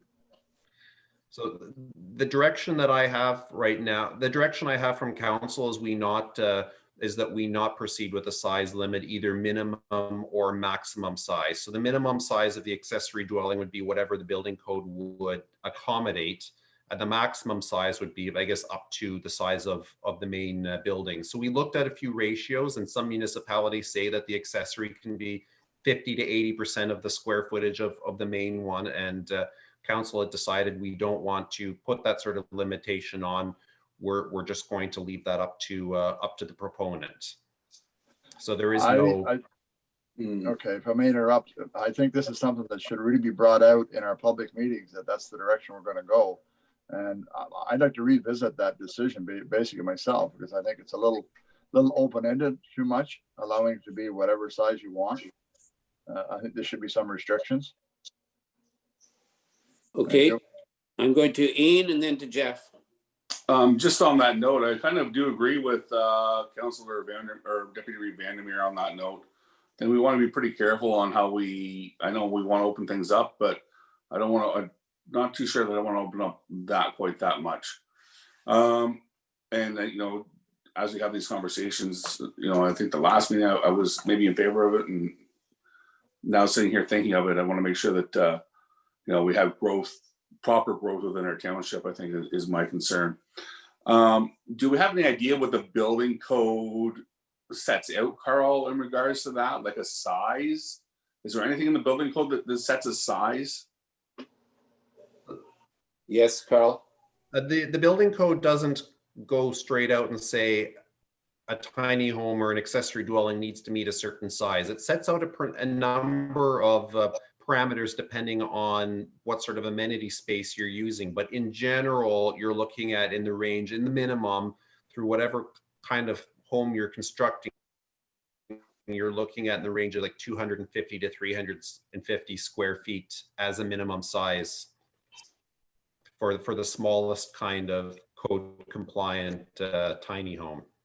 250 to, what did you say that was? Sorry, Carl, 350? Ballpark 250 to 350 square feet roughly would be the smallest sort of tiny home that could be accommodated through the building code. So that's even less than 20 by 20. That's. I guess that's one of my concerns is, do we get, and I don't want to say this in a bad way, but I want to make sure that we accommodate everything in the proper manner. But do we get somebody that tosses up a 20 by 20 structure and starts renting it out to people? Yeah. Is that what you want to see throughout the whole township? There are definitely people that may take advantage of that, and the conditions may be less than ideal. I guess my other question, Carl, if I can carry on, Reeve, if that's all right. Yes. an existing accessory building may be partially or fully converted, or an accessory building. So like if I had a barn and I wanted to turn part of that barn into a accessory dwelling, we're gonna allow that to happen? So, No. so long as the building code, and it meets other particular zoning provisions, and same thing with the garage. If you have and we see that from time to time, somebody has a detached garage, they'd like to convert that into a dwelling. We are proposing, like, if you're doing that, then meet the same setbacks. But if it's an existing one that's already too close to the lot line, for privacy reasons, we don't want to have habitable room windows, say right on somebody's backyard, for instance. But we do get a number of inquiries for garages to be converted into apartments. So that's what's being proposed to be covered there. So I guess on that note, I guess the building code, before anybody can live in it, they'd have to get occupancy. They'd have to get an occupancy permit. Yes, they certainly wouldn't be able to just, in order for it to be converted into a habitable space, there's a number of things that they need to do, and certainly get the proper plumbing and kitchen and all of that in there, and whatever fire attenuation that they need to do. It wouldn't somebody just, Yeah. It would be a little bit more work than just essentially putting a bed on the second floor of a barn. They would have to certainly make themselves known to our chief building official and go through that process. I can't confirm exactly what would need to be done there, and if council likes, we can follow up with the chief building official just for a hypothetical example of what we need to do in these sorts of circumstances, just to bring a building that's used for something else and make it a home. Yeah, that's what my I have concerns regards to that. Okay, I'm going to move on to Jeff and then to Claus. Yeah, so I guess more comments than anything else. I think the big side of it, like if there's a home, and sometimes they're like some old, family farm homes, everything else that's 1,200 square feet, and the parents want to continue living there, and kids want to come home and they want to build a 2,000 square foot house on that property right beside the house and do that. I mean, I've seen that done in other municipalities too as well, and I'm curious how they've done it. I mean, I've seen farm homes that have done that, and they build a bigger one for when the kids want to move back and run the farm. And I don't really know how they can do your power came on. And how I don't know how they do the severencing with it being so close to farms, but I mean, they seem to do it. So I don't know if what those rules are, but I think that's an example of where a bigger house can come into play when you go to those smaller ones. That's why I don't want to ever close that down, because you could have those opportunities. And the other side if someone wants to build a tiny home and use it as a rental on their property, I mean, good for them. If they want to do it for as a B&B, good for them. If they want to do it because they want to use it as a donation opportunity for people to, which we had during that meeting to as well, to help out the youth, good for them. I don't think we should be turning any of those opportunities off, and they have to follow the building code, and they have to follow and just like if you want to convert your barn or you want to convert your garage to it, long as they follow the rules and make it livable and make it appropriate to our building code, which is very strict nowadays, I don't see where we should be saying no to that and putting extra restrictions on. That's my opinion. I think we have to give the people the ability of their land to do those things as long as they're following those rules. And I think for Reeve Dobson's example, I think is a great one for the off-grid. I think those are the opportunities for where you may need to have that. To me, it might be an exception, and that might be one where we'd have to look at a variance for sure. So those are my opinions or my comments on those. I hear the concerns, obviously, and I hear it from Councillor Straight what he's saying. I hope he hears what my counter to that is we have to be careful not to turn those things off. And if people want to build a bigger home for their kids and their kids have a bunch of kids in their family, we shouldn't be turning that off either. So that's where I see those opportunities for accessory housing. And And then I guess the other side, maybe my question to you, Carl, is there a way that they can build those and then flip it? So to say, like, I build my 2,000 square foot house as a hypothetical beside my 1,200 square foot, and then after they're built and everything's done, can we put something in there to say, now I want to flip it to say the bigger house is now the main house, and now the original small one? Is that possible, or is that? That's an interesting question. And I guess at the end of the day, when you have the bigger house and the smaller house, whichever you define as the, if the bigger house was first and the smaller house was second, I guess it's easier to say that the smaller house is the accessory. But if they were built the other way around, at the end of the day, you still have those two houses of that same size. So to some extent, does it really, I guess it's hard to say where does, but yeah, and I think that's why, like, for instance, as you state, so let's say there's a 12,000, if you had a 12,000 square foot home on the lot and the zoning limited your accessory building to 800 square feet, then that would mean that the second building let's say the zoning bylaw limited you to 80%, then your second dwelling on the lot would be limited to, say, around 1,000 square feet. Whereas if you had that 1,200 square foot and you wanted to build a 2,000 square foot,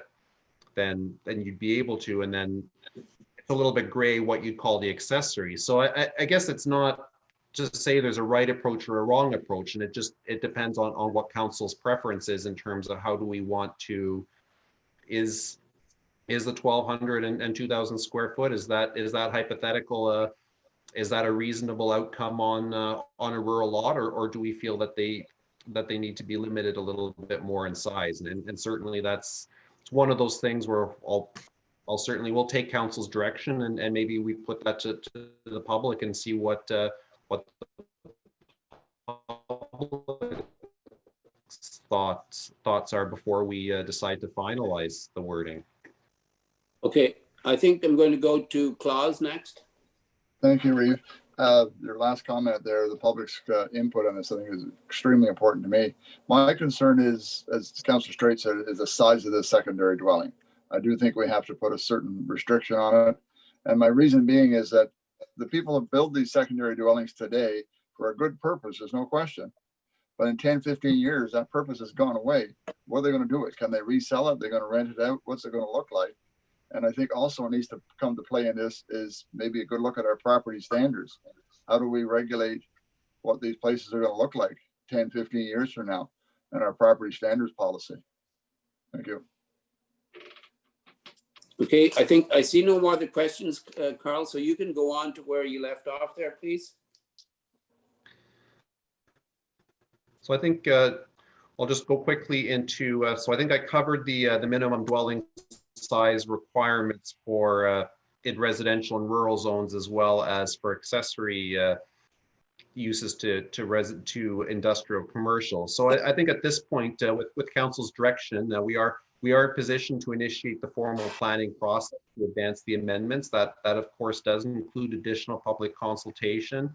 So as per the requirements of the Planning Act, at this point we've done some visioning. We've had some excellent conversations with council, and certainly I understand that you've also been discussing with your constituents, and that's certainly led to a lot of really good input. However, before we can adopt the amendments, of course, we still do need to have at least one public meeting, and we can have more than one if that's ultimately, this is a municipally initiated process, so it's up to council how you want to proceed above and beyond what the Planning Act minimums are. So while current protocol allows for virtual public meetings, council can decide how if that's okay, or if you want to follow some other approach. But I think I'd like to emphasize that certainly I'm not asking council to commit to any of the policies that are being outlined here. This is simply a proposed policy suite that if you're comfortable, we can take to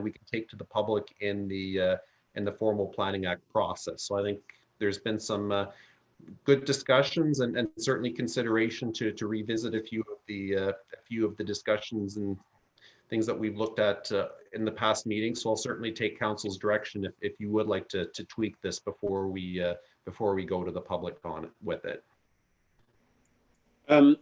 Just I have a kind of just a semi-related question, and this might be for Jasmine or Carl.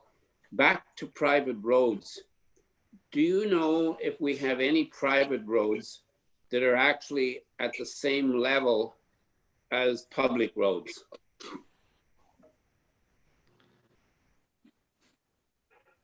In terms of like road standards, Yes. we haven't done a study of any of them. So the the quick answer would be no, we don't know if they're meet those standards.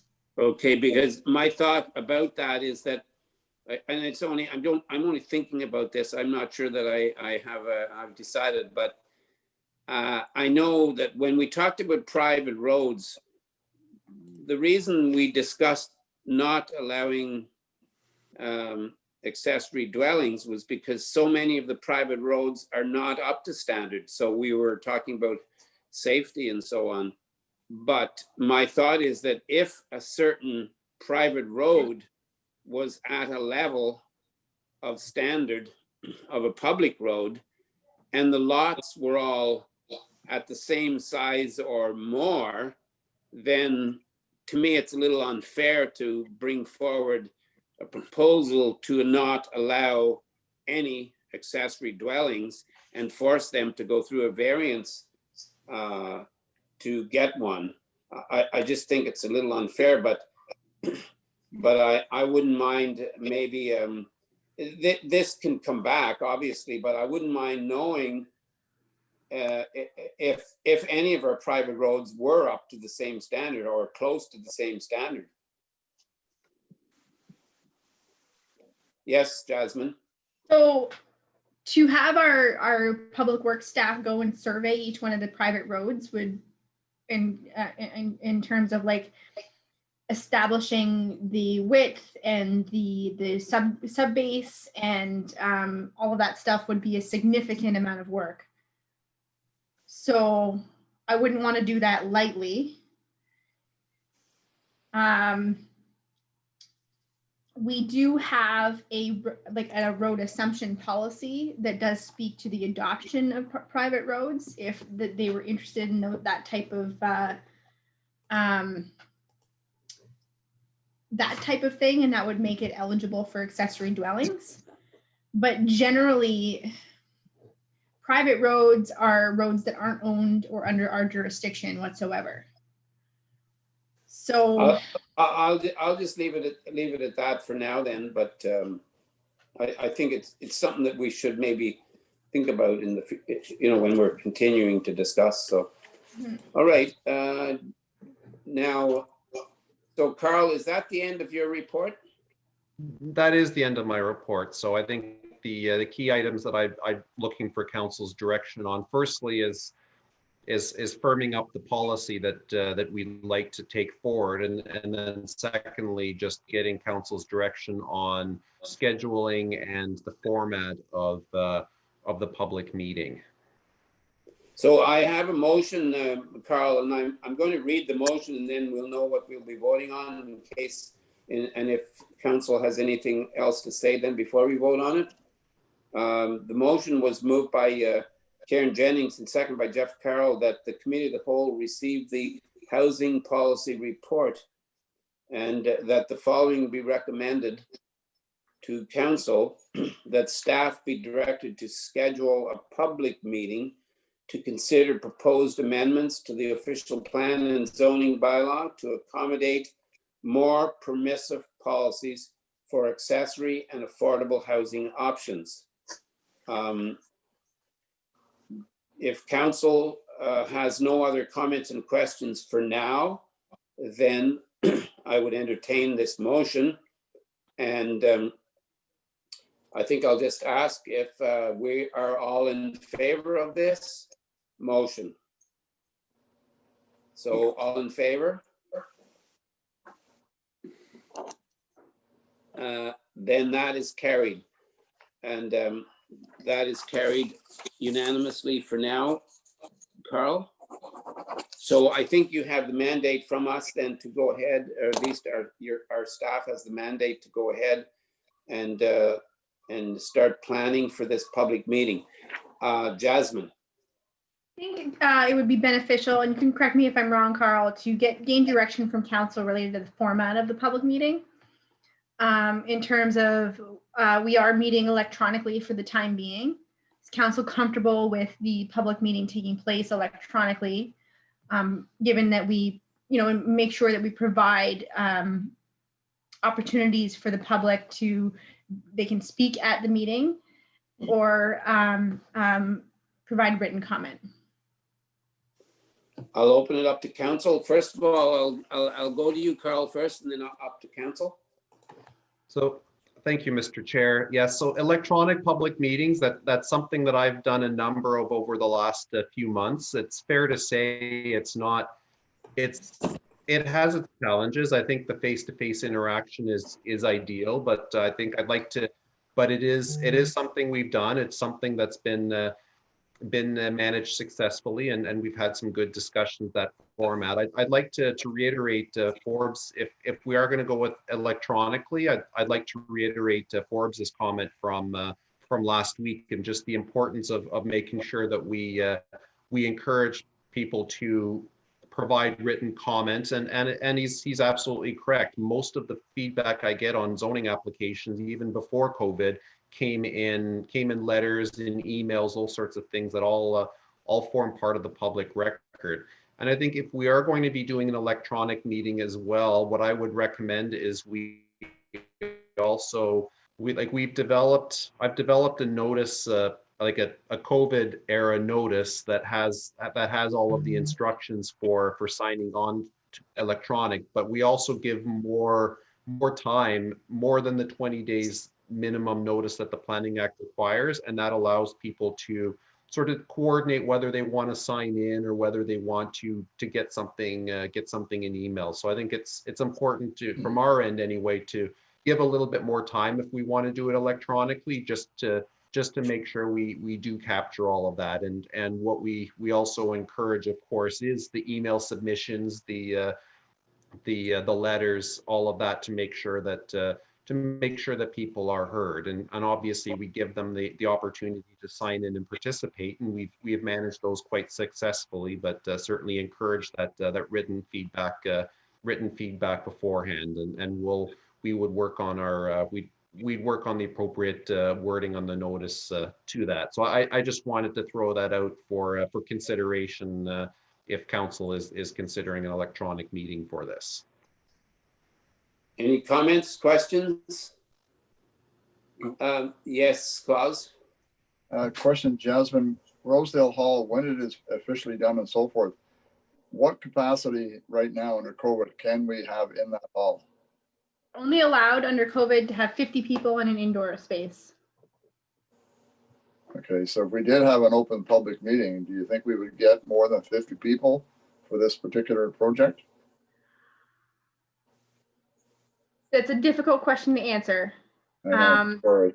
Had open houses before and public meetings before. We didn't reach that attendance number, but this may be of particular interest. So I'm not comfortable, I think, answering definitively. No, I do agree with you. I'm wondering if we did take the possibility to take that chance of doing that, could we have 2 public meetings, divide the group in half? Yeah, you could do that. But I mean, if there'd be no way of requiring one set of people to attend one and then not the other. So I'm going to go to you, Karen, but I think that maybe Carl has a comment about that first. Carl, please. Yes, Jasmine is absolutely correct. We can't police that per se, but what we can do is encourage people, if they would like to attend, to give us a heads up first, so we can get some sort of sense of numbers and maybe try to balance that as much as possible. Again, it's not a fail-safe approach, but it could be something that we attempt. I don't see any reason under the Planning Act why we can't have 2 meetings on consecutive weeks or what have you, or a Tuesday and a Thursday or something. Okay, Karen? So they're not an open house, they're a public meeting. Does that mean we have to stream them? So that's a great question. So it would be a public meeting. It would not be an open house. Council does not currently require all of our meetings to be live streamed, but it's certainly been a direction for that to continue. I think an ideal situation would be that it is live streamed, and we're not capable of doing that at the moment. Any other comments then from council? Yeah, Ian? I think I kind of agree with where Deputy Vandermeer is going. If we can do a public meeting, then I think it's something that we should attempt to do. I don't know if we can. I think Yes, that's Jack. any- Sorry, I don't want to You interrupt finished? Councillor Straight. Were you, sorry, were That's you okay. finished? Were you finished, Ian? Yeah. Okay. A- Jasmine? If we're talking about two different public meetings, you could offer both an electronic and an in-person, because there are going to be a number of people who simply aren't comfortable in attending an in-person meeting. Yeah, I would agree. I guess I'm just wondering, I know the importance of having the public live at a meeting to do with this, but at the same time, the flip side is we're still controlling ourselves by having our virtual meetings. We're not wanting to go public yet. So why are we looking at having this meeting publicly when we're not doing it ourselves? Jeff? Well, what Jasmine said was basically what I was going to get to is yeah, if we're going to have two meetings, it makes more sense to have one in the public format and the other one in the online. But I agree with Reeve Dobson. I mean, we're not going that direction. I know the county has decided to go live, but as other municipalities, are they deciding to go live? Or are they staying with live streaming? I mean, Yes, it's a touchy subject, right? I mean, it's. I guess my concern right off the bat is that, all you have to do is listen. All we have to do is listen to the news, and we see where the COVID-19 thing is going. It's not getting better; it's getting worse. And here we are talking about having a public meeting, and we're not even having public meetings ourselves. That's the. Yes, Jeff. That's the thing, right? I mean, right now, yes, there is it's in place from Ontario saying we can have those type of a 50 people indoors. I mean, public health is not overly excited, where I get from them anyway, sort of read between the lines, they're not overly excited about those type of situations. And there could be a clawback in a month from now too, as well, from doing those type of in-person things. And I think the biggest part is heaven forbid, if there ever was a situation from that meeting, that public meeting that we do, if there was a situation that came from that, and I'm a guy that, as in the past, I've always been we can take safe risks. We got to look at safe risks. But if that came out and that was an outbreak area, I mean, that would look really bad on Montague. I'm not looking for us to look bad in certain situations. I'm up for us taking risks. But there's a situation there, and I hate to say it too as well, but there's I've watched our MPP unfortunately spouting off some of the news that he's spouting off. Sorry, I'm going on a tangent here, but it's a little bit concerning with about not wearing masks in public and all that kind of stuff, and I concern that with the people that listen to that, and I don't want to deal with that in a public meeting either. So it's just a lot of concerns with. I want to meet in public, and don't get me wrong. I mean, I wish we were meeting in public right now, but it's just there's just too much in the air, and we don't know what a month from now what it's going to look like. So, I mean, I think we have to stick to the virtuals, even though that's the way we are right now. Sorry, my rant, but I'm done. Thanks. So I think our staff still just wants direction from us then when they do start planning the next meeting. So, but Jasmine, I see your hand up. There was a question asked regarding the format of other councils' meetings. So there municipalities across Ontario, from my general understanding, are following basically three models. There are I think the lowest number of those are actually meeting in person and meeting solely in person normally. A number of municipalities, I think probably close to the majority, are doing like a hybrid approach where council is in person in the meeting, with the meeting live streamed, and either very limited numbers of public, so you'd only get like 1 or 2 members of the public in the room, or no public in the room, and the meeting is just live streamed. And then a number of municipalities are meeting solely electronically. So those are basically, it's essentially, there's 3 models that are being used right now. And they vary, but that's kind of the gist of it. My belief is that the model that we should be using is the model that we're doing right now tonight, with the exception of what you mentioned, Jasmine, that you would be able to set up a meeting where if the public had a chance to speak in the meeting, that would be, to me, that would be good. So in other words, the public would have full input. They're just not in person, but they would have full input. If they want to speak in the meeting, they could. They can email, they can phone, they can do everything possible to give us what their plans and thoughts are. But And even pre-record too as well, I think, so. exactly. But we have to give staff direction, council, that whether we're going to just have a meeting the way we're having it, with the added benefit to the public of being able to speak, or we go to a virtual meeting. We have a couple of choices there. Carl, I saw your hand. Yes, the experience that we have is, or that I've worked with in Smith Falls, is we actually request that, well, certainly we request people to provide comments in writing beforehand, but also we give the login information and request that anybody make themselves known to the recording secretary, say within the 10 minutes before the meeting, so that we make sure they have all of the Zoom coordinates. So they're participants in the meeting. They're on the same square that we are, and it could be a bit of a larger square, but they're called on. The chair recognizes them and calls on them to speak and respond to any questions, just the same as I am here, or anybody is at a public meeting.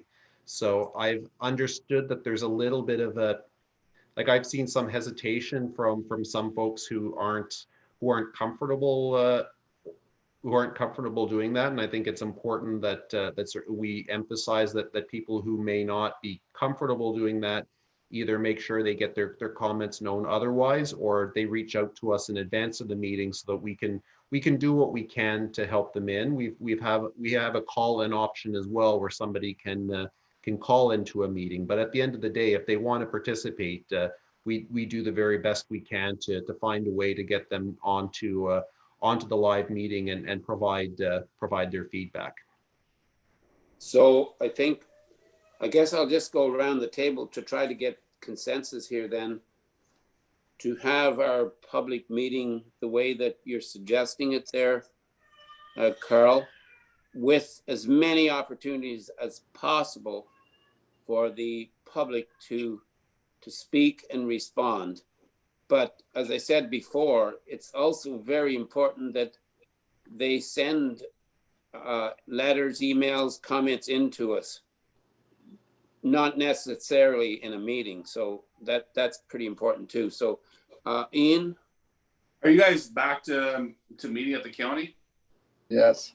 Yeah, but the problem was, Ian, we went back to approving having the meeting, but then when we went to have our first meeting, well, a few days before, we found out that the material that we needed to be safe did not arrive, and so we decided to not have it. We had our typical virtual meeting, and I think we're still waiting to find out if the safety protocols are in place we have decided to go ahead and have those meetings, but only with everything in place. Well, I think that if you guys are going back to having meetings in county in, face-to-face meetings, I'm pretty sure we can put a lot of protocols in place to make sure that we can have a public meeting with more than the acceptable number of people and properly spaced and everything else. So yes, Jasmine? Sorry, is the county open to the public or are you just live streaming it? Yeah, I think that the public is open. It's live streaming. I think that's the way it is. But they're not allowing the public to attend. I don't think so. No, No. no, they're not. That would be, that is the difference. Here we're talking about having public and us together in a meeting. Well, how many council people are there sitting at the table? 16. So if there was that many total, we might be on past record. We'd be probably pretty surprised. But I think that if there's a way that we can do it safely, then I would like to see that done. We sent our kids back to school, this, that, and everything else. If there's a way to do it, we can do it safely, then I'm all for doing it safely. So, Jeff? I was just gonna say, I mean, since we've gone electronic, we've had more people watch, we've had better engagement. And I would think on my own personal side, if I had an opinion or something I wanted to put in for this, and my option was to, and everybody's different, but I'm just thinking of myself too as well, where I could just I could log in and I could kind of say my piece and my opinion, and then I was done, and I didn't have to leave my house and go and do it. I mean, that's a huge advantage. So I mean, like yes, there's positives of both sides, but there's a lot of positives to this digital side that if we speak positively about it, where it's easy for people to do, and I understand the internet, connectivity with some people, and that gives a full ability to send that information in. So anyways, I like the digital side of things. I'd love to meet in public, but I don't know. So does someone want to just I guess we could have a vote on it then. We could vote on this on this to get consensus. I would suggest that a member, like we can go around and get consensus for certain options. So there's 3 options that I've heard, which is solely electronic. There's an option for hybrid, so we do two, 1 electronic and 1 in person, and then there's an option for just in person. Okay, so I'll open it up to council for one person to put one of the options on the table, and we'll vote on it. Karen? I'll put the hybrid forward. Okay, so you're interested in the hybrid? Okay, I'm going to go around the table then and ask everybody. So, Jeff? Can I make one question on the hybrid? Yep. Sorry, because hybrid would have to be at Rosedale Hall, but the problem is we can't stream it from there. What would be the option if we went to Civitan? Because at the Civitan, I'm pretty sure there's cell service there that we could live stream it going that route. And I'm just thinking, like, if we went to a place that we could actually live stream it, and that would be an option. And even if they were to rent it to us for $100, it's still a lot cheaper than the $180 that it is just to have the internet installed. That's fast enough at our hall. Maybe that could be an option, and we just use cell options as far as doing that option. But I'm still uncomfortable with doing the in person. So I'm going to say no, I guess. So I think though, Jeff, I'm not sure of this, but and maybe this is what you were thinking, Karen, but I'll ask Jasmine, because to me, a hybrid option doesn't necessarily say that we have to have it at Rosedale Hall. The hybrid option could be to have our regular virtual meeting the way we're running it tonight, but with the added feature of the public being able to speak the same as we do. I So think in- that's what I was looking at as a hybrid. Is that correct? Is that what you meant? No, the hybrid was 2 separate meetings, one electronic and one in person. So any well, like- electronic public meeting that we would have to hold would require us to allow the member of the public to be able to speak, and we can offer that easily. But could that not happen the way that it's happening tonight? Could we not have a meeting the way we're having it tonight, allowing the public to speak if that was the case? Yes, that would be an electronic only meeting. Oh, okay, so, yeah, well, okay, so that's, so I'll wait till the end. Sorry, So we've got a oh, so- yes, we've No, got a no. yes by Karen and a no by Jeff. I think I'll go around then. So Karen, just to make sure that we're clear here, so in your mind, the hybrid is having 2 meetings? Is that what you thought? Yes, I guess I'm still not sure what would be the point of having the 2 meetings. well, for those that want to attend in person, and then for those that don't wish to attend in person and can do the live streaming. Because maybe not everybody can do the live streaming, but would like to have that in-person public meeting. Yeah. So, okay, so I'm gonna go around then, ask Claus. I would go for a hybrid meeting, two meetings, hybrid style. Option 2. And Ian. I'd vote for hybrid as well. Okay, so I think the staff direction is that we're going to do that. But I will say that I'm very uneasy. I'm very uneasy about it myself because of the interaction there. Like I said, it's different at the county because it's the public's not going to be there, but in this case, the public will be there. But we'll go with staff direction and a consensus. So that's what we have. Jasmine? I just want to address a comment that was made by Councillor Carroll. Unfortunately, our procedural bylaw does not allow us to hold a meeting outside of either Rosedale Hall or the council chambers. Right. Yes, Ian? Can we amend that? Can we do anything about that, Jasmine, to allow that to happen? Because I think Councillor Carroll brings up a good point that, it's cheaper to rent the hall for 100. And not only that, there's more space as well. So the more space there is, the safer it is, et cetera, et cetera, et cetera. Plus the internet. Plus, if you maybe did have really good internet, you could Zoom the meeting anyway. And if somebody did have a Zoom question, they could ask at that time. If council would like to direct staff to look into an amendment, that would be appropriate. Yeah. Then we could have one, sorry, Reed Dobson. Yes, Jeff. Then we could go to one meeting because then we wouldn't have to we could Zoom the meeting there, and to Councillor Straight's point, if there's more space to as well, that's good.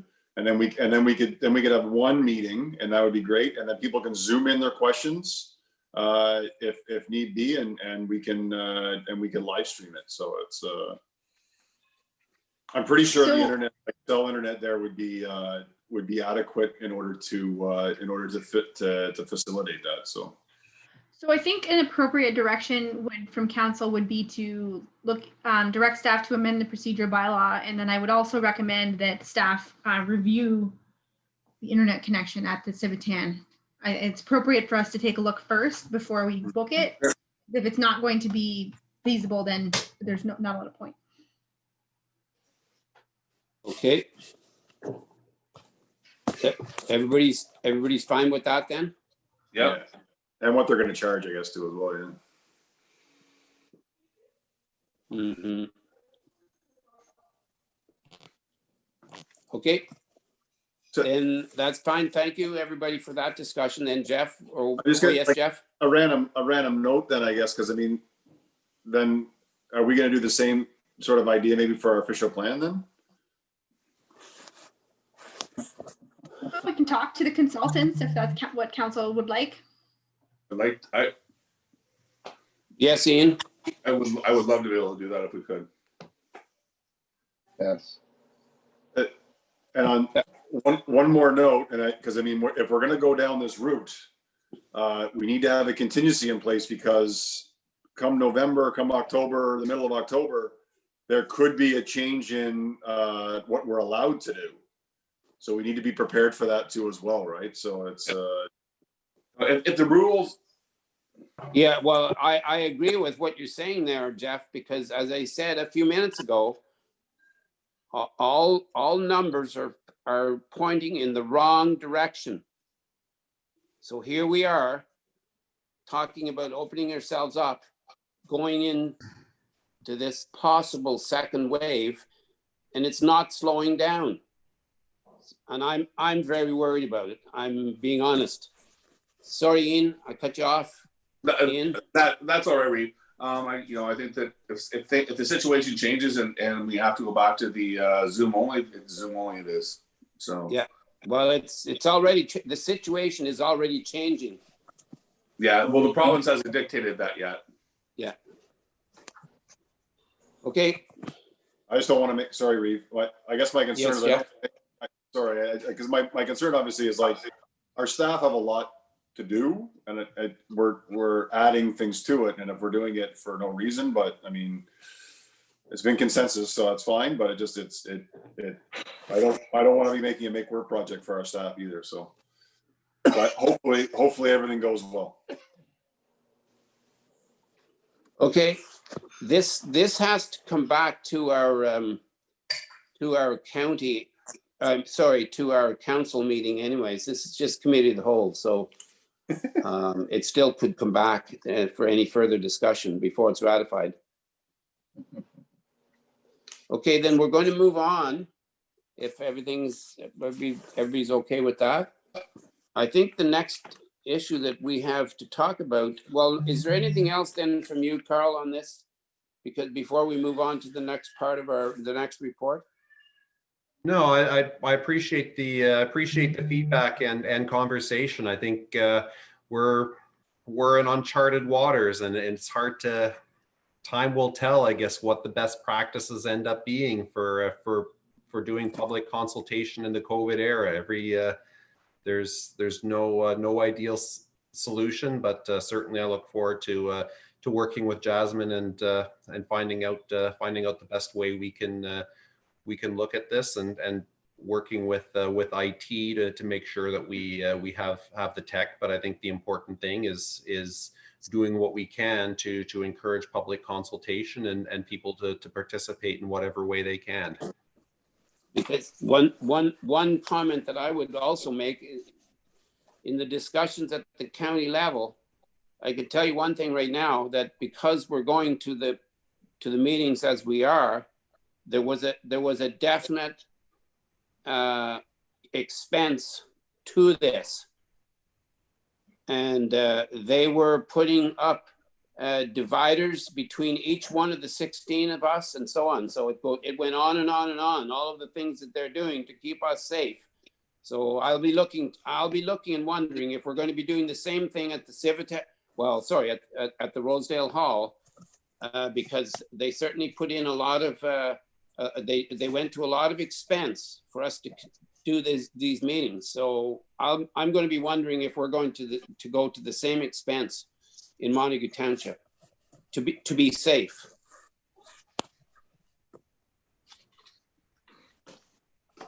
Okay, so we're going to go on. I think that's all for that now then for this report, Carl. So thank you very much.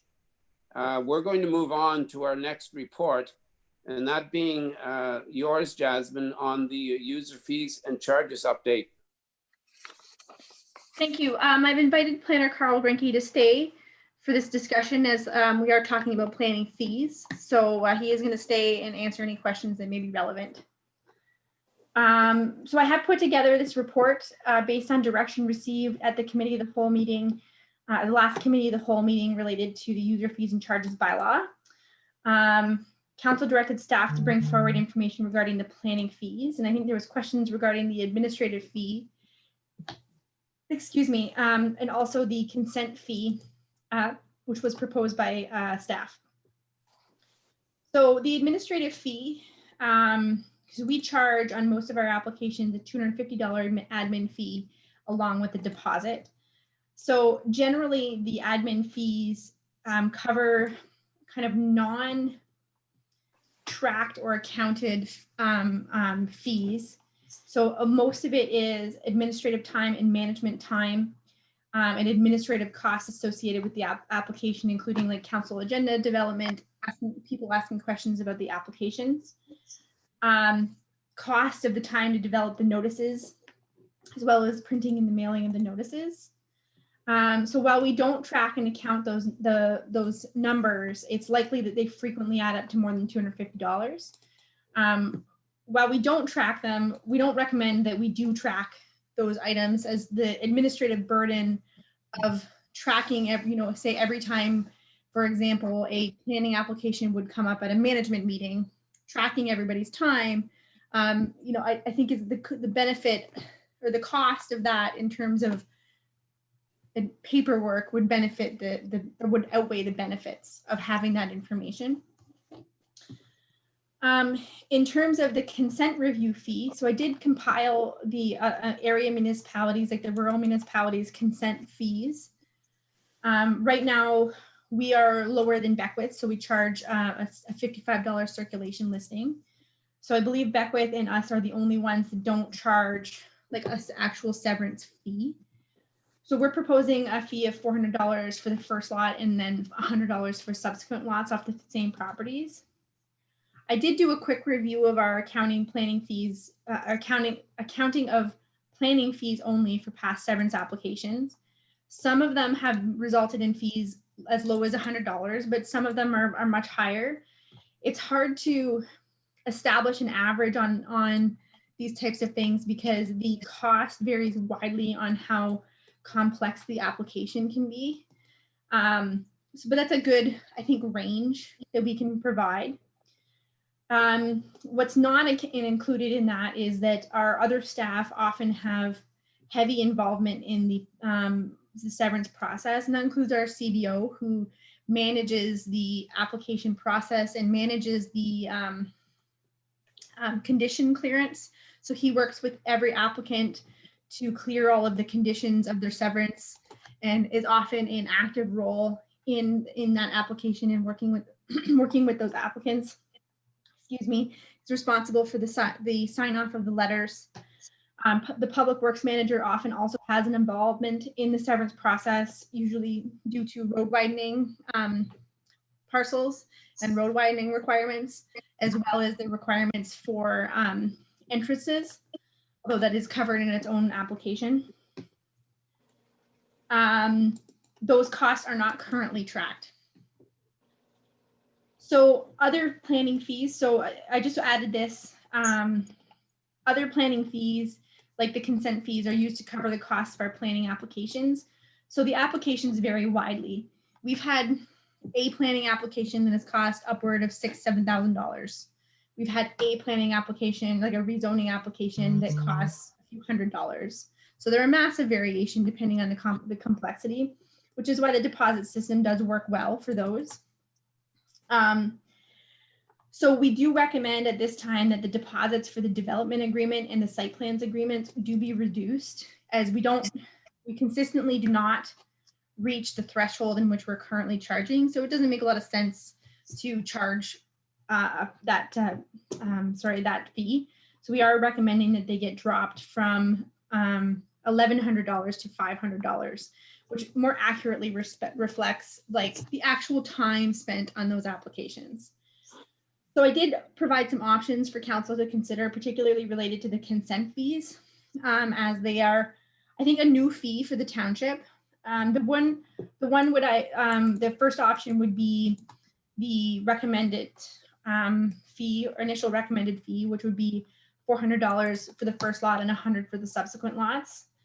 The second one would be potential like a phase-in program. So instead of going to the full 400, you could charge something like 200 for the first lot and 100 for the additional lots. This is quite low and would get us closer to cost recovery, and then probably would reflect cost recovery for a number of applications. There would probably be a few outliers in which we wouldn't get that money back. The last one is making the consent fee deposit based. And I'm not recommending that option because it does reflect like the tracking and the billing and the reimbursement does represent an additional administrative burden for particularly our treasurer to track and monitor and reimburse or potentially charge again. So consents often aren't quick processes. So we wouldn't want to necessarily add additional time and burden to those processes. So I prepare this information for council. So I'm open to any questions or, excuse me, any recommendation in terms of the options. I'll open it up to council. Karen first and then Jeff. So your financial implications say that the report includes additional cost recovery of planning processes, reducing the overall impact of planning processes to the taxpayer. So I didn't think planning was supposed to cost the taxpayers, like on these sorts of things. I thought it was supposed to come from the people that do the applications. So that's why we're recommending we add fees to the consent process, because for right now, it's not covered. It's not a fee that we cover. And so with the rates that you're doing, what happens if there is still a cost that the municipality is going to continue to absorb it? Or are we eligible to then go back and bill the difference? We should be eligible to go back and bill the difference, yes. Okay. But right now with consent fees, we don't. That's not a process that we have with severance, which is why we're recommending that it be added. But to Karen's question, Jasmine, if we add a certain amount for consent, and what happens when we go over that amount of cost? We can add a note in there. I mean, right now for planning applications, we bill again, and we can make sure that it's added in there that it also applies to consent applications. And I think maybe that's what you were, is that where you were going, Karen, that we add that in? Yes. Perfect. Okay, I think we've got consensus there for that, Jasmine. Do you want to mention the 2 or 3 issues that you wanted to get consent from council? Do you want to go through each one of them? So really, I mean, the recommendation is that council kind of adopt the PIN charges will be taken out as previously directed. But if council's okay with the proposed fee, then the motion can be passed as is. Okay, well, I'm just going to go ahead and read it, and then if there's anything before we vote on it, that's fine. And just to be clear, then we could also add in the additional wording related to the cost recovery on severance processes. So do we have to vote on this motion as amended then? No, it should be fine. Okay, so this motion is moved by Claus Vandermeer and seconded by Ian Straight, that the committee of the whole receive the following report, the user fees and charges bylaw, and that the following be recommended to council, that council direct staff to place the amended bylaw on the next agenda for approval. Seeing no questions and comments, all in favor? Okay, that is carried, Jasmine. Great. Thank you. And then moving on, we have, thank you then for that, Carl, for staying for the second issue there. And I think that's probably all we need you for now, I think. So thank you, Carl, for that. And we're moving on then. We have no reports of committees, no petitions, no motions and notices of motion, no unfinished and other business. And before we do adjourn, I'm going to go to the public. Jasmine, if we have any questions. I'm just going to confirm with Christy that we have none from Facebook.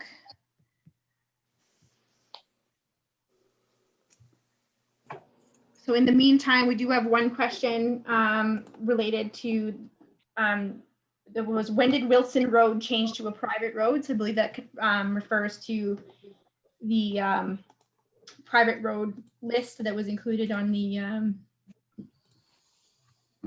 accessory dwelling discussion. Sorry, I was having a hard time finding words there. Which was, when did Wilson Road change to a private road? So Wilson Road is in a private road in our system currently. So I don't have any details on when it was changed, although I'm going to work with that individual to see if we can get some additional information. Okay, With council's leave, I did receive a question related to the previous discussion on the council agenda related to street lighting. Is council okay with me reading it out in this meeting? Sure. is it okay, Claus? Yeah, I heard Ian say yes. Jeff let's hear it. Yep. and Karen? Yeah. Thanks, Jasmine. You can go ahead. So the question was, McPherson Road was supposed to be looked at for lighting every year since 2015, and it has not been looked at. So I request a notice of motion that this be brought before council again. I do not require a light, but I think a red light on a stop sign with solar panel attached. So Okay, thank you. Anything else? that's it. That's all I've got. Okay, thank you then.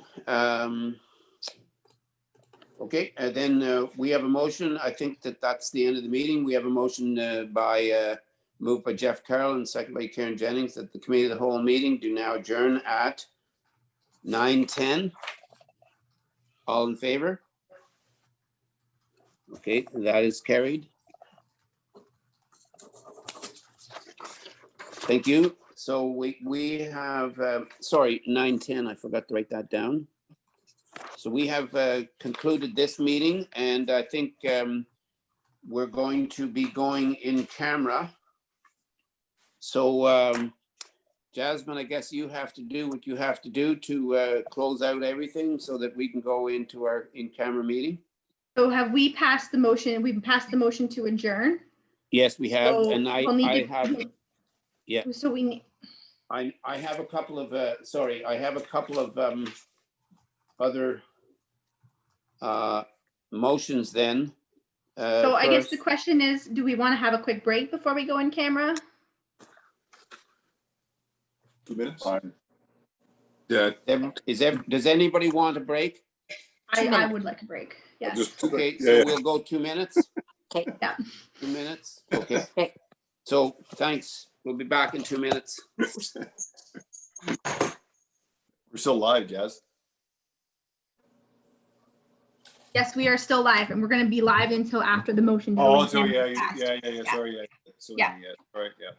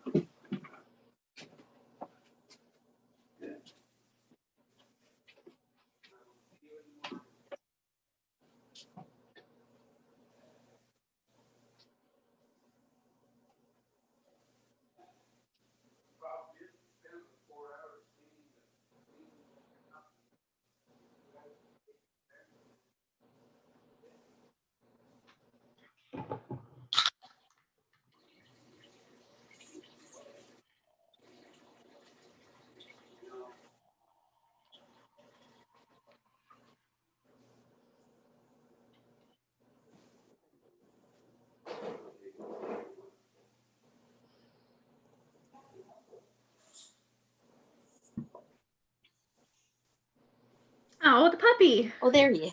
Aw.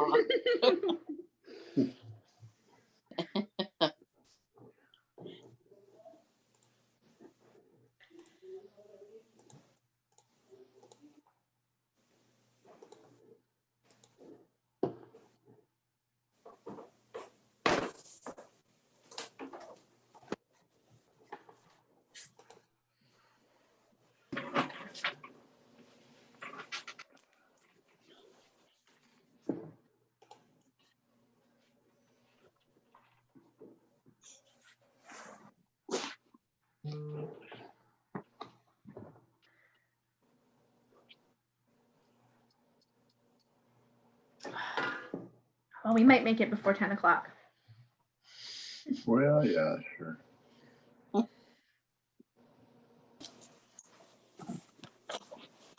Okay, is everybody, oh, Jeff's not here. Jeff? There he is. Here.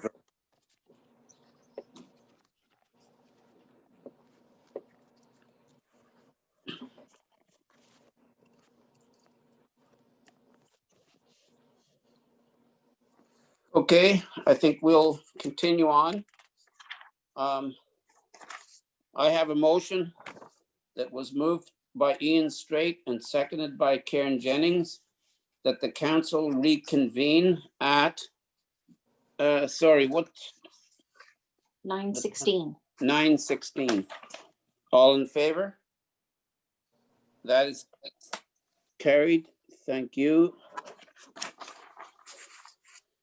It was moved by Claus Vandermeer and seconded by Karen Jennings that this council move to in camera at 9:17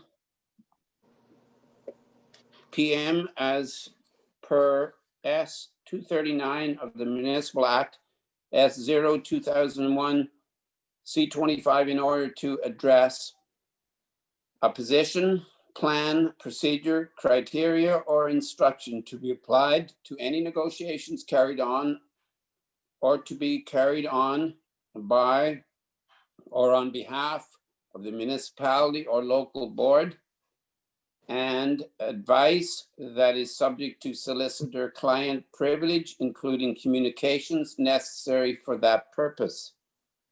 More specifically, intermunicipal agreements, and that the clerk administrator be permitted to remain in the session. All in favor? That is carried. Thank you. Okay, just give me 1 minute.